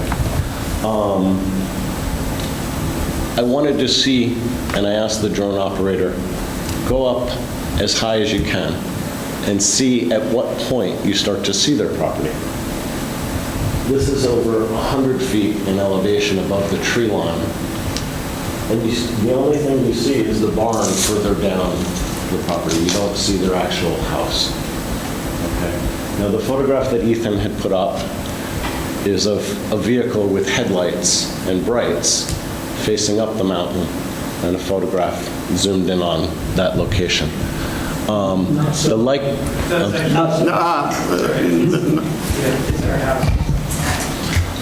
You'll have a chance to rebut. The photo on the left. The photo on the left that was presented was car headlights, and you can see the double image of the brights and the lower. We are dark sky compliant with all of our exterior lighting on the site. There will never be a situation where bright lights will be facing their property and like the headlights of a car facing. All the parking for these villas is on the back side of the property. Knowing that there was a concern in that year period where we were laying out the final design of these units, we intentionally staggered them downslope rather than building them up, so that they are built into the slope rather than the elevation going up higher.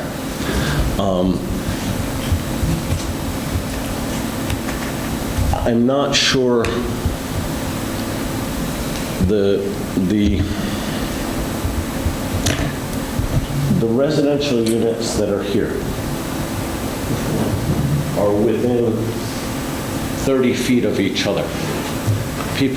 Guests are going to be staying there with the same concerns that Ethan, Susan, and David have, but they're not 667 feet or 663 feet away. They're 30 feet away, and they're going to be concerned about light and sound as well.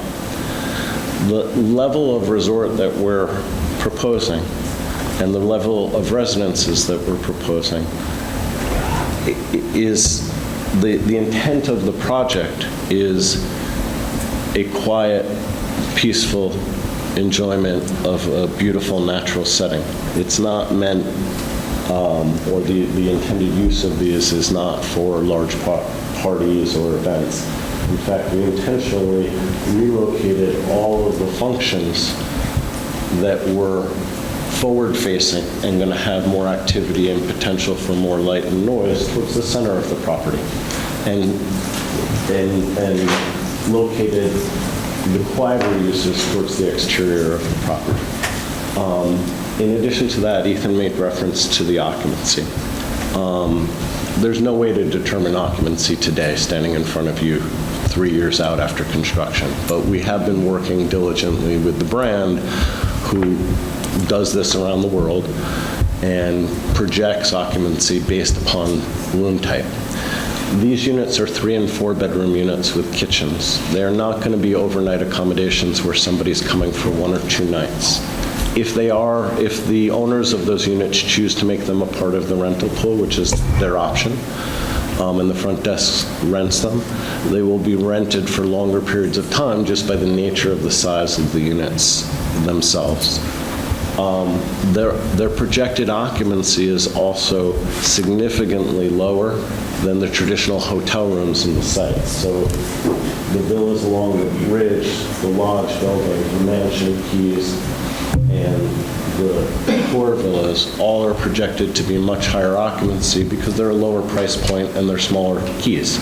People are coming up as couples, not as a family or multi-generational family staying in a 3 or 4 bedroom. In terms of groundwater monitoring, I would have to defer to Dan, but I will say that we have worked diligently, and part of the reason that the final blasting plan has not been submitted to the state is we are very sensitive about blasting. Our team can talk in detail about that. The foundations have been designed, especially for these lower villas, to be pinned to the ledge rather than blasting the ledge. And they've been designed into the slope so it does not require as much of the ledge removal as the remainder of the site. And I'm not technically qualified, so I'm going to step aside and let Dan and Matthew address that.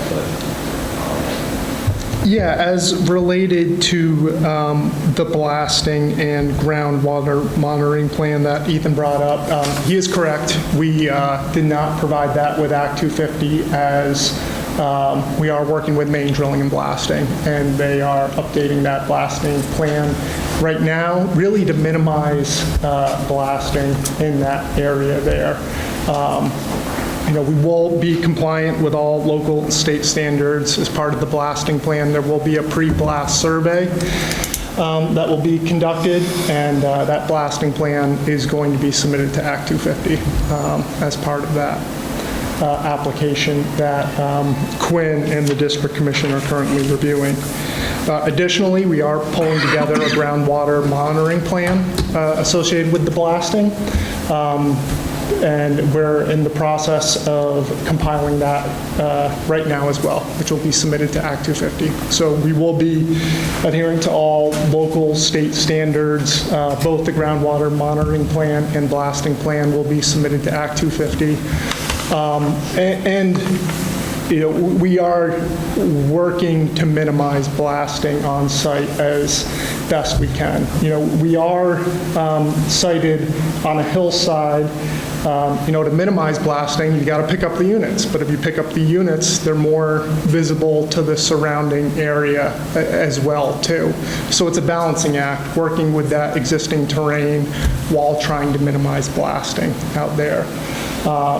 And that's what we're working through right now, and we will be submitting that to Act 250 as a follow-up to Quinn's letter that she submitted.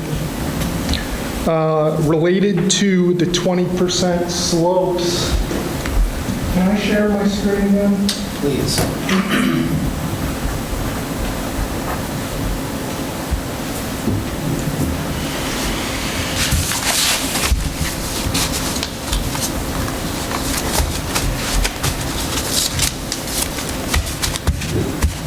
So early on in the design process, we did meet with the town planning and zoning department and discuss that section of regulations as related to 20% slopes.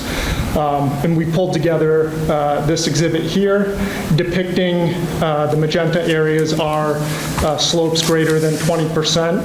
And as I said, we are designing on a hillside, but I think we've done a good job avoiding those areas where there are isolated sections of 20% slopes. For the meadow villas up here, there is a small portion of the meadow villa that is impacting 20% slope right there. But we really can't pull it out further into the field as that will go against the zoning regulations with tucking those villas up against that western tree line to preserve the openness of the field in that area. I know Ethan was mainly concerned about this area down here. I think he did suggest putting some units down here, but if you're looking at the regulations, the slope goes down this way. We're going to put a drive and duplex units, those would be perpendicular to the slope here. And, it would likely have more impact on those areas of greater than 20% slope. this area up here, those 4 duplex units he was referencing, we are working with the existing terrain up there. There will be walkouts in the back. That is why, that, I guess, back elevation facing to the east is a little bit more because we are trying to work with the existing terrain out there. It does slope to the east down here. If we weren't to put those basement elevations in back there, we likely would have more of a fill slope going down to that eastern property line, which would require more tree clearing in that area. So the units have been designed to work with the existing terrain. As I previously mentioned, this was a storage area or junkyard for Southern Vermont College. It is being utilized in walking around out there. This area here is pretty flat, and then it does drop off quite quickly down to the east, as well as up here. There's a little more slope up in that area as well. So we're trying to utilize the existing terrain in that area, really minimize and avoid impacts to those 20% slopes where feasible out there as well. Alternatively, we wanted to further minimize the grading in this area back here. We could look at retaining walls, but I think aesthetically that really wouldn't fit the character of the area too, and probably would stick out a little bit more as well. Question. Yeah. In that particular slide, you show the pink or the slope area to the east of the structures. Do the structures actually sit on top of the slope? These two right here, there is a small portion of the eastern edge of the structure here that sits on top of that slope. The majority of the structure has been sited to the west here. These two structures are sited outside of that 20% slope, but there is a small portion of those two structures that are sited within that 20% slope.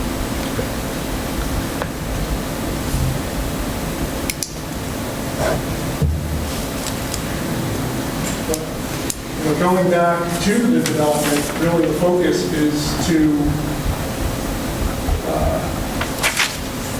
redevelop areas that were previously developed on site.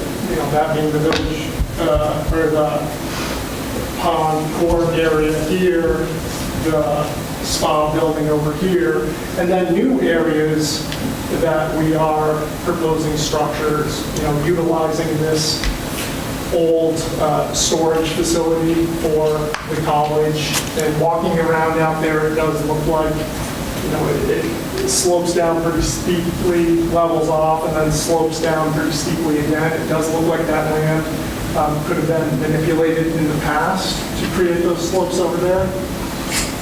And then coming up here along Mansion Drive, utilizing existing Mansion Drive to minimize disturbance.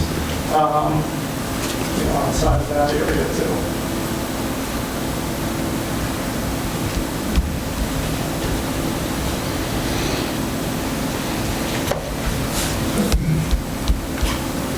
Do you guys have any other comments to make?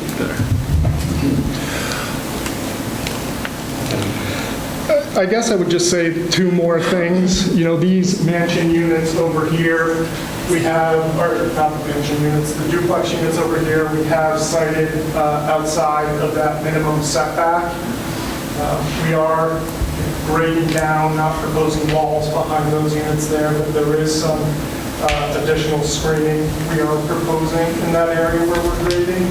And then, duplexes are a permitted use in the IP zoning district as well. Even within the 20% slope?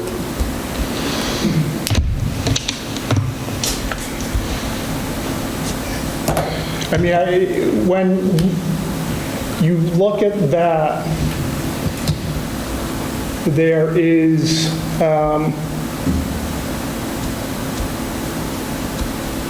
that area appears to have been manipulated in the past. So in reading through the land development regulations, it wasn't clear to me if that is an existing slope, or if there's room for interpretation if that area has been manipulated to exceed that 20% grade. Yeah. But I think for the most part, we've tried to site those units and minimize impacts on 20% slope. And if the board can't, we would be requesting a waiver if we needed to for impacts on, or a modification of the standards if we needed to for impacts on steeper than 20% slope. Yeah, I'll agree that I think that is a manipulated area. It looks like the college and the previous owners use it as kind of a catch-all for construction debris and stumps and brush.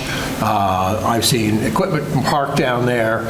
It comes off a service road. Unless there's a technical reason to avoid that. I think it's probably a good place to build, but you may find there's debris there that's not quite native. There is a lot of debris currently there. It was referred to earlier, it's a little bit of a dumping ground for the site, and it has been graded. You can see there's a road that goes down to it that connects to the path beyond it. Somebody at some point, it's too flat like that. The rest of the area around it is all choppy terrain, and that area is completely correct. Right. And looking at these other areas throughout the site too, you have the soccer field up here, that was manipulated, and then you have the 20% slope below that. You have the whole irrigation pond up here, where that land was manipulated, and then you have some 20% slopes around that. So, a good chunk of this area, like down here by the ball field, over here along that slope off the edge of the existing access drive, a lot of this land has been manipulated in the past as part of previous development.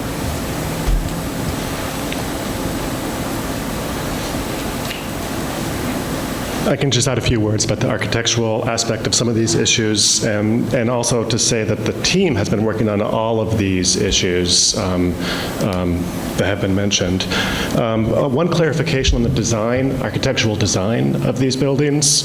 They are duplex units, and we're able to adjust the orientation, the configuration of each unit specific to its site. So some of them are mirrored, some of them are stepped, and you will also see the two units are different elevations, as is best for each location. So one could be higher or lower. There are also a combination of 3 and 4 bedroom units. So we're also using that. We're using all of these things to adjust each one to fit the site in the best way for each location. So it's a kind of a balancing act, as has been said. It's a balance between all of these things to abide by the slope limitations, to minimize blasting. Everyone wants to minimize blasting, I can definitely say that, and to keep the buildings low. So we're looking to optimize all of those things by how they are laid out on the site. A couple other things. I would beg to differ with the characterization that these are hovering over the cliff. In fact, they are built into the the terrain. And as far as landscaping goes, as you'll see on the landscape plan, there is new landscaping that will be planted between each unit, all around all of the units. And in addition, through the siting and location of these, we're trying to minimize the regrading necessary so that we can maintain as much of the vegetation as possible around. So we're balancing all of these things to minimize the impact, the architectural implications of the impact on the landscape. I guess one final word is that one example of some of these changes that we're doing to minimize blasting and to minimize the impact on the ground, for example, is that on some of the units, there will be no bedroom on the lower level, and that would be on the main level or the second level. So even the diagram that was shown with the lights, with the windows, is well, number one, it's a little out of date, and number two, I would differ with the visual representation of that, in that there are trees and landscaping around the units, so you really wouldn't see that, even in the winter. Can I ask a question? Do you have a response to the roof slope issue that came up? If that's in the LUDR, was that just not planned for?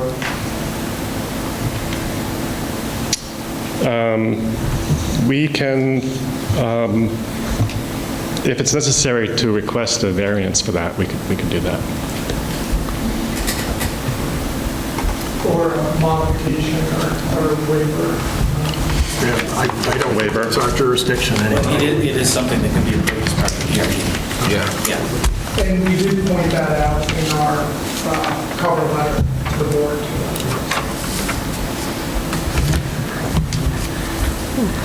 Does anyone from the audience have? Okay. How about the sign-up sheets? Yes, we signed up to Okay. speak. A number of things. Yes, Did you sign the sheet? not yet. If you do, you can leave. Okay.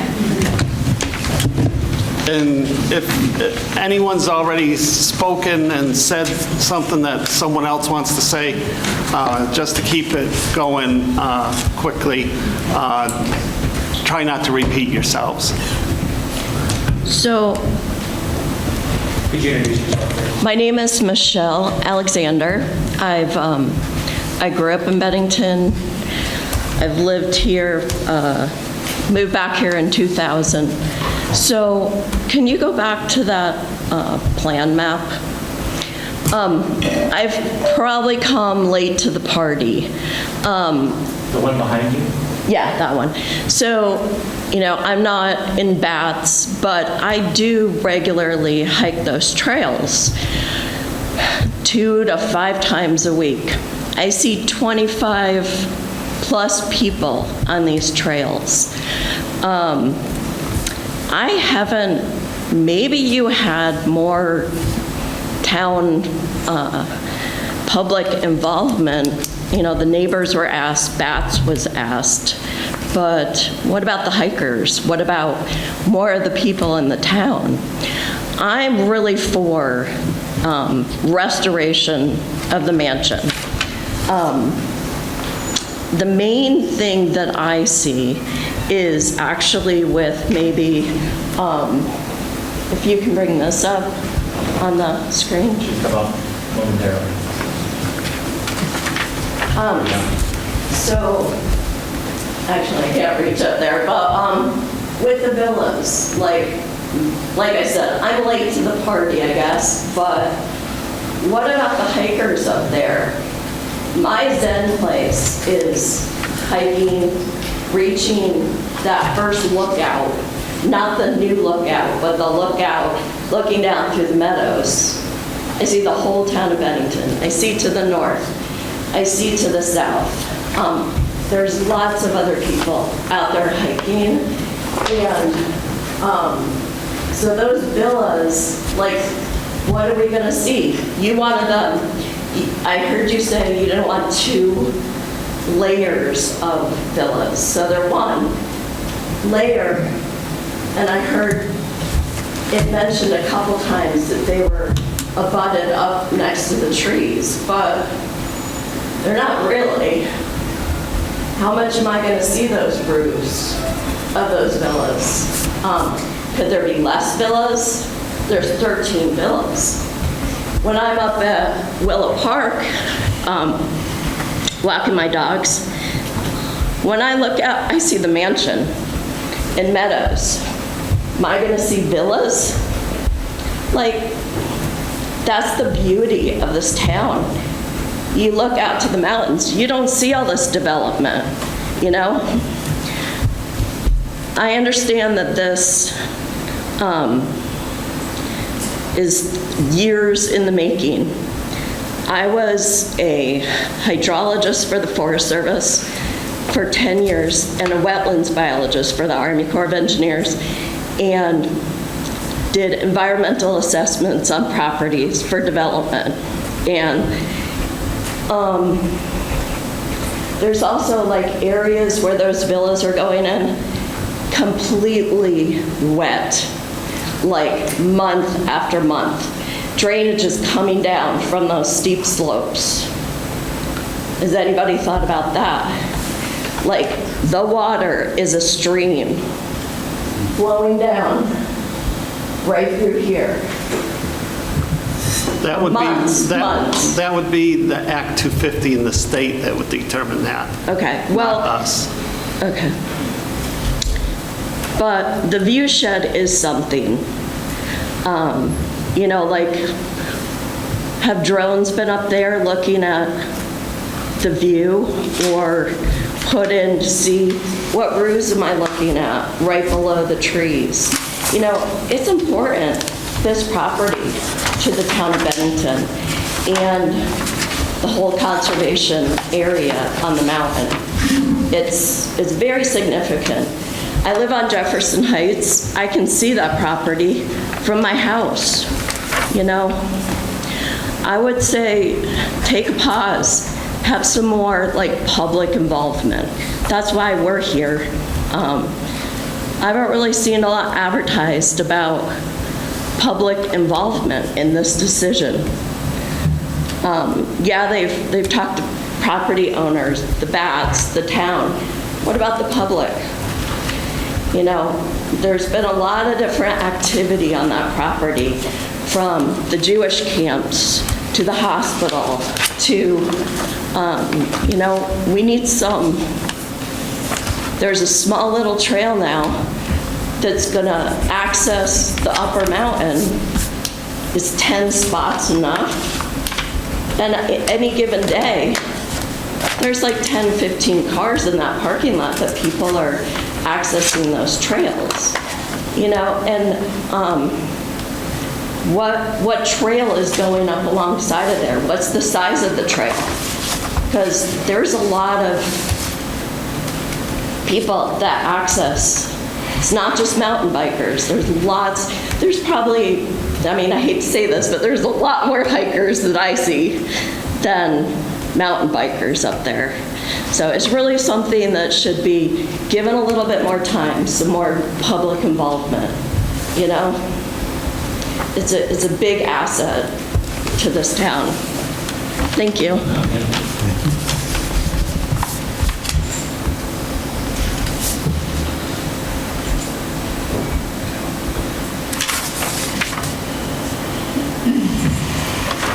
Hi, I'm Bridget Elder. I'm going to make this short and sweet. I'm a neighbor, and I'm a townsperson, and I'm a public person, and I enjoy the campus. Nothing is ever going to be perfect. I think we really need this development. I think they've really been open with us and meeting with the neighbors, and I think it'll be really great for the town. We really need this. It'll be good for the mansion, because the mansion's going to fall apart if it's not taken care of. I think we really need this. Thanks. Thank you.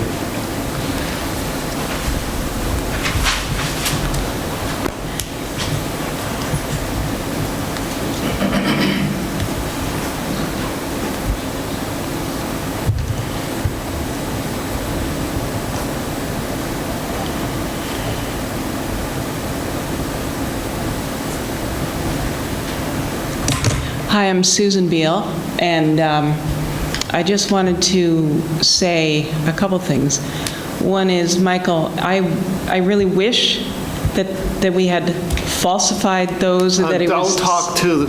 Okay, then let me say, board. Michael suggested those were headlights. They weren't. I wish it were true that you could not see the lights of our house. Those were our 2-bedroom windows. Ethan was standing on that landing and took that picture. He shined a flashlight down, and the shadows of the trees were cast on our lawn there. We're not trying to make problems here. Like both my husband and son said, we're excited about this project, but that home there, that little house that we built, is all we have. I mean, we can't move it. We can't change our plans.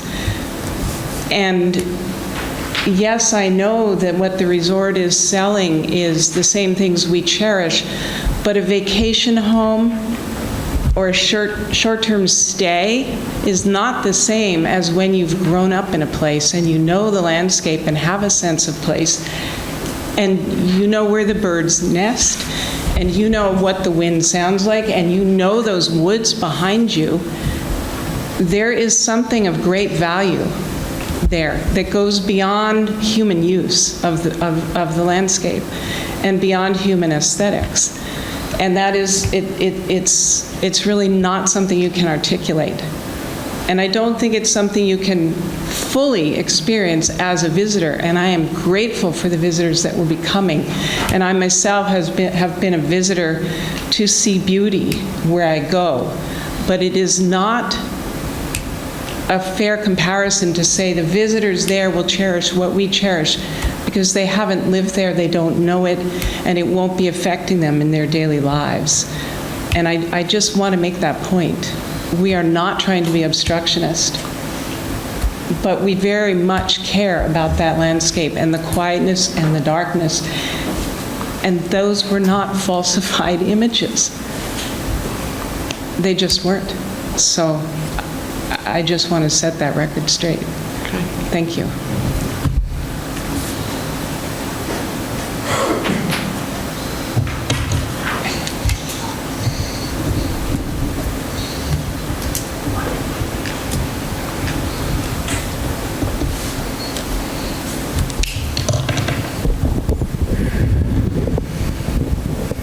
Hi, excuse me. I'm John Connell. I live in the south side with my wife, Michelle. So a couple of things. I just had a couple of questions. First, I want to reiterate what one you talked to the board, not to the... I'm sorry. You talked to the board. I was talking to the board. I was looking that way. I just want to reiterate what one of the previous speakers said, which was, I agree this is should be a great thing for the town. Overall, the development is a great idea to redo and protect those resources up there. I just had a couple of things or questions I wanted. One clarification, if you don't mind. Over here. So I did want to say that, so the hikers, and I represent a hiker because my wife and I have been hiking up there from our house, actually, a lot of times. At least I like to go to the house. Michelle likes to take the dogs up to the parking lot. I go for it from my house, down Week Street, up through the hospital trails, and then pick up hops and vines down there. So I'm very pleased to see that you guys are retaining that hops and vines connection. I would clarify that, I'm one of those guys that parks next to the fire hydrant down there. There's a little parking spot that you maintain. Are you still maintaining the ball fields? I like that. That's great. I don't use the ball fields, but it's great to see that someone's still maintaining the infrastructure. So my first question was related to that. So the ball field here, and I know for a fact, and 13 years as a youth soccer coach, I'm very, and also involved with the Bennington soccer youth program, or was, when my kids were younger, sensitive to the field availability for our youth sports here. So my first question was whether that's going to be maintained. I know that kids go up there and play soccer. I don't know so much about the baseball field. My kids learn a little bit of softball, but so is that just, that's not going to be part of that anymore, right? You're not going to allow people to get in. It's very interesting. I was just curious. So I'm allowed to ask questions to them, though, right? No, you ask the board, we can ask them. Okay. But I did have a question about the connection, because there was a concept in, I didn't know, the statement by one of the gentlemen was that they were going to retain the easement for the trails. And I just wanted to mention, because I know the trails, particularly Hops and Vines, because I like that one, because like I said, I can go all the way up that way. And currently it cuts across your beautiful property, by the way. Your beautiful property, which is nice, and thank you for letting us use it. It goes right through here. And I've been there, by the way, all times of the year, and I'm telling you that at least from November to early May, I think is when the leaves came out this year. And I've been up there even with my microspikes and sometimes in the winter. That's a very open forest. You can see the property through the forest. And the trails, actually at this point, the trail's right there. It's really right at the edge of that junkyard, if you want to say it. You used to actually go this way, you kind of went up there. But anyways, so this easement, my question was what's an easement? Because I don't see anything on here that says it's a conservation easement. A conservation easement would be like a utility easement. You'd see it, it's incorporated as part of the deed. And then that, as VHB does, or I'm sorry, the Land Trust does, VLT has, it's an easement that's actually written into the deed itself. Is that what they're proposing? For the trail? What we're proposing or maintaining is an access easement, right? So that you can continue to access the trails through the Hops and Vines. So when you come in through the Mansion Road, the Monument Avenue rather, right? There's going to be a parking lot. We're actually doing you one better, because there is an easement over the fields, but we're actually giving you a second choice. We're taking this around. We've created a corridor on our property, leading all the way up. It's like a band, if I'm correct, along the property line, right here. So you're actually going to be able to not only access it as you had, but we're also keeping a corridor for you here. So this property itself is going to continue to support a public access easement to the. And that's written into the deed. That's an easement that we're going to record. Correct. You want to record? Absolutely. It's a perpetual easement. So you'll have this one, you'll have to get you up there, and then you'll have this one again. You can go all the way across, and it's a band, as you can see. Yeah, just because a fair amount of hikers actually don't use Hops and Vines. I like Hops and Vines, and as it's mostly the bikers that use it, but I also have smaller dogs, and I worry about the larger dogs over here, so I like to take my dogs over here. And I found that bikers should be very polite, very respectful of each other. So a lot of bikers, to avoid that, use the existing fire road and so on. Well, but that's what you're coming to. Still have the whole report. Thank you. Thank you. So, last thing, and I'm not going to give you my resume. I've been in this business as it was. I'm retired now. When you identified the sensitive archaeological areas, is this strictly from the LiDAR, in other words, remote tools, or were those boundaries, when you say sensitive archaeological areas, were they verified? And I work more in New York State. Usually there would be a 1B or 2 survey, which is a shovel test, because the remote tools are kind of a, when you take your paintbrush and you splatter it, you hit some splatters across the wall. They can be accurate to a certain extent, but they're not really that great. They can be very inaccurate. So I'm wondering if those sensitive archaeological areas, which I'm sensitive also to the history of the whole here. This is on Anthony, right? This is one of our premier things here in Bennington. And were those verified? That was my last question. Through a shovel test, an actual on-site determination. I don't know. Do you want to answer that? I don't know. Yeah, I can answer that. Yeah, it was a combination of desktop analysis and probing outside. You did. That's all, those are my questions. I appreciate you guys. Thanks. Thank you for your time.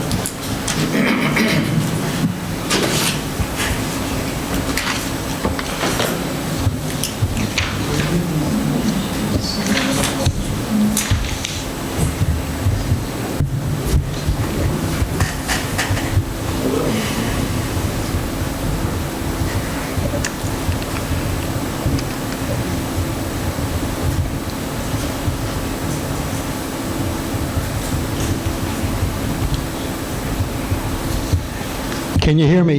Yes. Because sometimes these microphones don't work very well. My name is Victor. I live with my wife at 102 Jefferson in Bennington. And I have to say that this was quite a good presentation. I just have a couple of questions, more in the sense of getting data about the site that you are going to develop for Bennington. Can everybody hear me? Loud and clear. Okay, great, because I don't like to talk and nobody can hear me.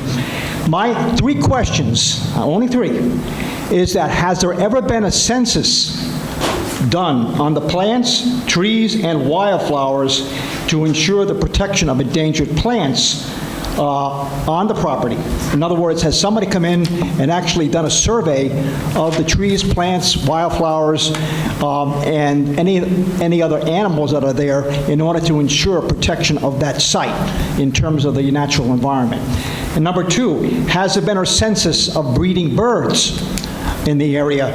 My wife and I are avid birders, and there are a lot of birds up there, warbler species. It's about, I would say, in the neighborhood of probably between 25 and 30 species of warbler species on the mountain there. And those warbler species are something to be seen every spring, because that's something that most people don't realize. In the spring, they come a long way, 5,000, 6,000, 10,000, 12,000, 20,000 miles from Central and South America. So that's part of what's known as the Green Mountain Neotropical Migratory Flyway. So your area up here is basically a repository of migratory songbirds that nest in those woods. So we should really make an effort to try to census the neotropicals, the songbird populations which are resident there, and make a estimation about the impact of the development on those breeding sites. That's question number 2. The third one is, and it probably goes to Victor's great presentation, has there ever been an analysis of the groundwater spring areas of the slopes up there which contribute to the groundwater itself of the site? Has there been an actual plume survey done? Has there been a plume analysis done of the groundwater coming down from the slope? Because that's very crucial to the flow of water to private wells, let alone anybody wanting to develop new property there. So you have to develop a groundwater analysis of the upper slopes in order to show what the impact of that resort development will have on those groundwater systems. And as a hydrologist and as somebody who's done this kind of work before, it's very important that you do this, because now we are in a drought. Half of Vermont is under a drought crisis. It's not something that you can just push away as being fiction. A good 68% of North America is in moderate drought, and Vermont is part of that. Right now it's better, but we're going to get it again. So those things have to be talked about in order to really affect prognosis and protocols for hydrological health for the site. And the groundwater, which goes into the ground, which goes to private well owners who are not linked to the municipal system, they have to be ascertained as to whether or not they will have things called cones of depression, which means when you sink a well 200 feet, 300 feet down, are you going to affect another well next door? And this is something that in hydrology we talk about all the time. You have 2 wells, 3 wells, and you draw down the water on those properties. They'll intersect with each other, and the entire groundwater table goes down as a result. And the blasting, of course, you know, that's something you have to talk about. I had to deal with that myself in my previous history in New York. But that's another indication. So you got to do a complete hydrological survey of the site in order to ensure the health, or at least to have the factors involved that can ensure good quality of water, GPM rates, things like that, capillary movement in the water, fracture conduit sites, things like that. Those are hydrological terms, all that. And you have to indicate to that also is that how much of the groundwater is being introduced into the system in the spring and the winter. We don't have any snow melt anymore, no more ice melt. So your water supply is becoming extremely low now in the summertime because all the streams are drying up because we don't have any snow or ice in the wintertime. So those are the three main things that I would like to have the board look at before this project can proceed. Thank you. Would any of the engineers or anything like to address that? Yeah, so for the first one, RTE survey, Rare Threatened Endangered Plant Survey, we did go out there and we did identify a few rare and endangered plants over here on the southern portion of the property, which would be outside the limits of disturbance. So we would be preserving those plants as part of this proposal. And we have worked with the state as well on confirming those plants. Has there been an actual census list that can be distributed to the public? There's a lot of bird watchers in Bennington, a lot of bird watchers in Vermont. I mean, we have unique abundance here, and we have... You want to address the questions to the board? We have bobolinks, and we have indigo buntings. We have a lot of bird species up there that many bird watchers are very into seeing that. So that's one of the things you have to look at. So if you're a bird watcher, that's the place to go in Bennington. Yeah, so just to be clear, this was specific to plants, rare, threatened, and endangered plants that we did the survey out there. And we did include that plant species as part of our natural resource map that we submitted to the town of Bennington as well as Act 252. I don't have that right in front of me right now, but I can certainly give you that information. Related to the bird survey, we did not perform a specific bird survey, but we have been working with the State Fish and Wildlife Department, more specifically related to endangered species out there. So we will be working through that as part of the Act 250 process. And then the plume survey, or the groundwater survey, we are going to be doing a groundwater monitoring plan as part of Act 250. We'll be providing that. Initially, early on, there was a hydrogeologist on board when we were looking at geothermal, so there were some preliminary studies done out there. But that was more geared towards geothermal than the groundwater. So I would say that we are going to be providing that groundwater monitoring plan to Act 250. Because I wanted to talk to the board one more time. One of the main reasons why we have good groundwater supplies in Vermont is because of the nature of the bedrock which supplies the aquifers. An aquifer is not simply something that you can say is a hypothetical. You can have a soil aquifer, Charlie, you can have a bedrock. this is really not within the purview of the DRB. This is not a we don't have anything land use to issue for choose. us. That would be Act 250 with the state. Okay, thank you. Yeah, and just one more point, while I acknowledge it's Act 250 and groundwater, we are connecting to municipal water. We're not proposing any wells out here on site. And sewage. And municipal sewer too. Does anyone else have anything other than what's already been said? Yeah, I have comments.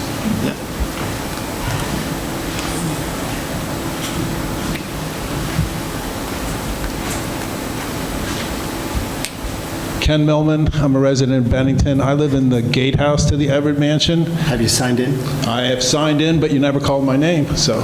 Thank you. Or anyone else's, I think, from the list, so I don't know why I signed in. But it's an oath. It's the promise you're telling us the truth. I am telling the truth. So I lived in the gatehouse before AWRE went into, they made an agreement with the hospital. The first thing I heard when someone said someone was buying the mansion, they're going to restore it, I said, what the hell? I hope they have a lot of money. But I did some research, AWRE has been in the business of converting property since the 1970s. This is in their wheelhouse. It made me feel a lot better. Some other good things is, obviously, this will put the property on the tax rolls and lower my taxes. I don't know if you realize it, but there are dozens of liberal art colleges across New England that are going out of business. This is not the only game in town. I think you should approve this before they move on to somewhere else. AWRE has been transparent, as everybody has said. They have worked with the neighbors, they have worked with the select board, they have worked with BATS, and they've been good neighbors, unlike other developers in the town and previous tenants of the property. Working with Michael Cohen, I got to know him. I moved to Bennington because I love Bennington. I love the natural resources. I love the people. And I don't know about AWRE, but Michael Cohen likes the same things that I like. He's here because he wants to be here. And the best reason why you should approve this is because the hospital supports it. And if it wasn't for the hospital, this would have been owned and bought by bad actors, and that's why I urge you to support this and support the development. Thank you. What's the board's pleasure? I move that we go to deliberative session. I'll second it. Does this mean the board feels it has enough information to enter the final deliberative session? Or will the board be wanting more information in the future? That's, I think, what the purpose of the deliberative session would be. Is to decide. Well, normally we decide if we're going to be deciding to go. I need to be able to tell these people whether or not this is a deliberative session from which a continuation memo will emerge or a decision memo will emerge. So if we don't know, we should probably say continuation memo. Continuation memo. All right. Right, we haven't had that in the past, so. Yeah. Okay, so make a motion for a continuation memo. Second. All those in favor? The board will enter deliberative session, which will end this public hearing. We do have some more public business to complete before we wrap up the complete hearing. Election of officers. Okay. And any other business. Other business, which I don't believe there is any.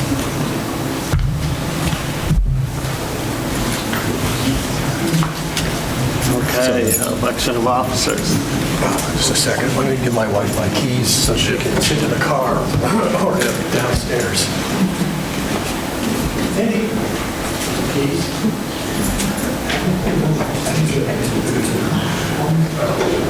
I think so. So we haven't closed yet because we do have more agenda items. But they're not related to this. No. No, we're not making a decision tonight.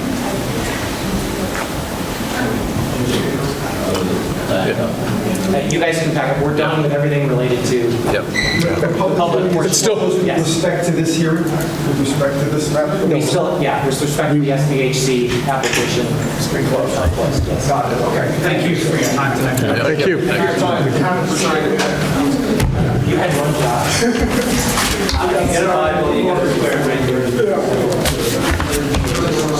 Not there? Oh, you got it. Do you want that? Thank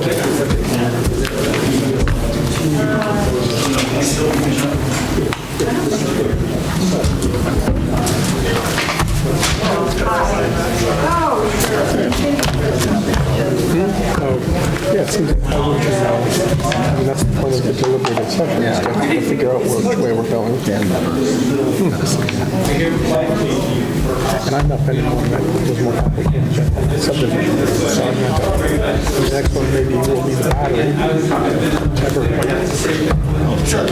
Well, no, but it'll be coming. It's been purchased. So 3 doors down, does that exempt me from that one? Unless you're a butter. Oh, okay. I could go through the whole thing again.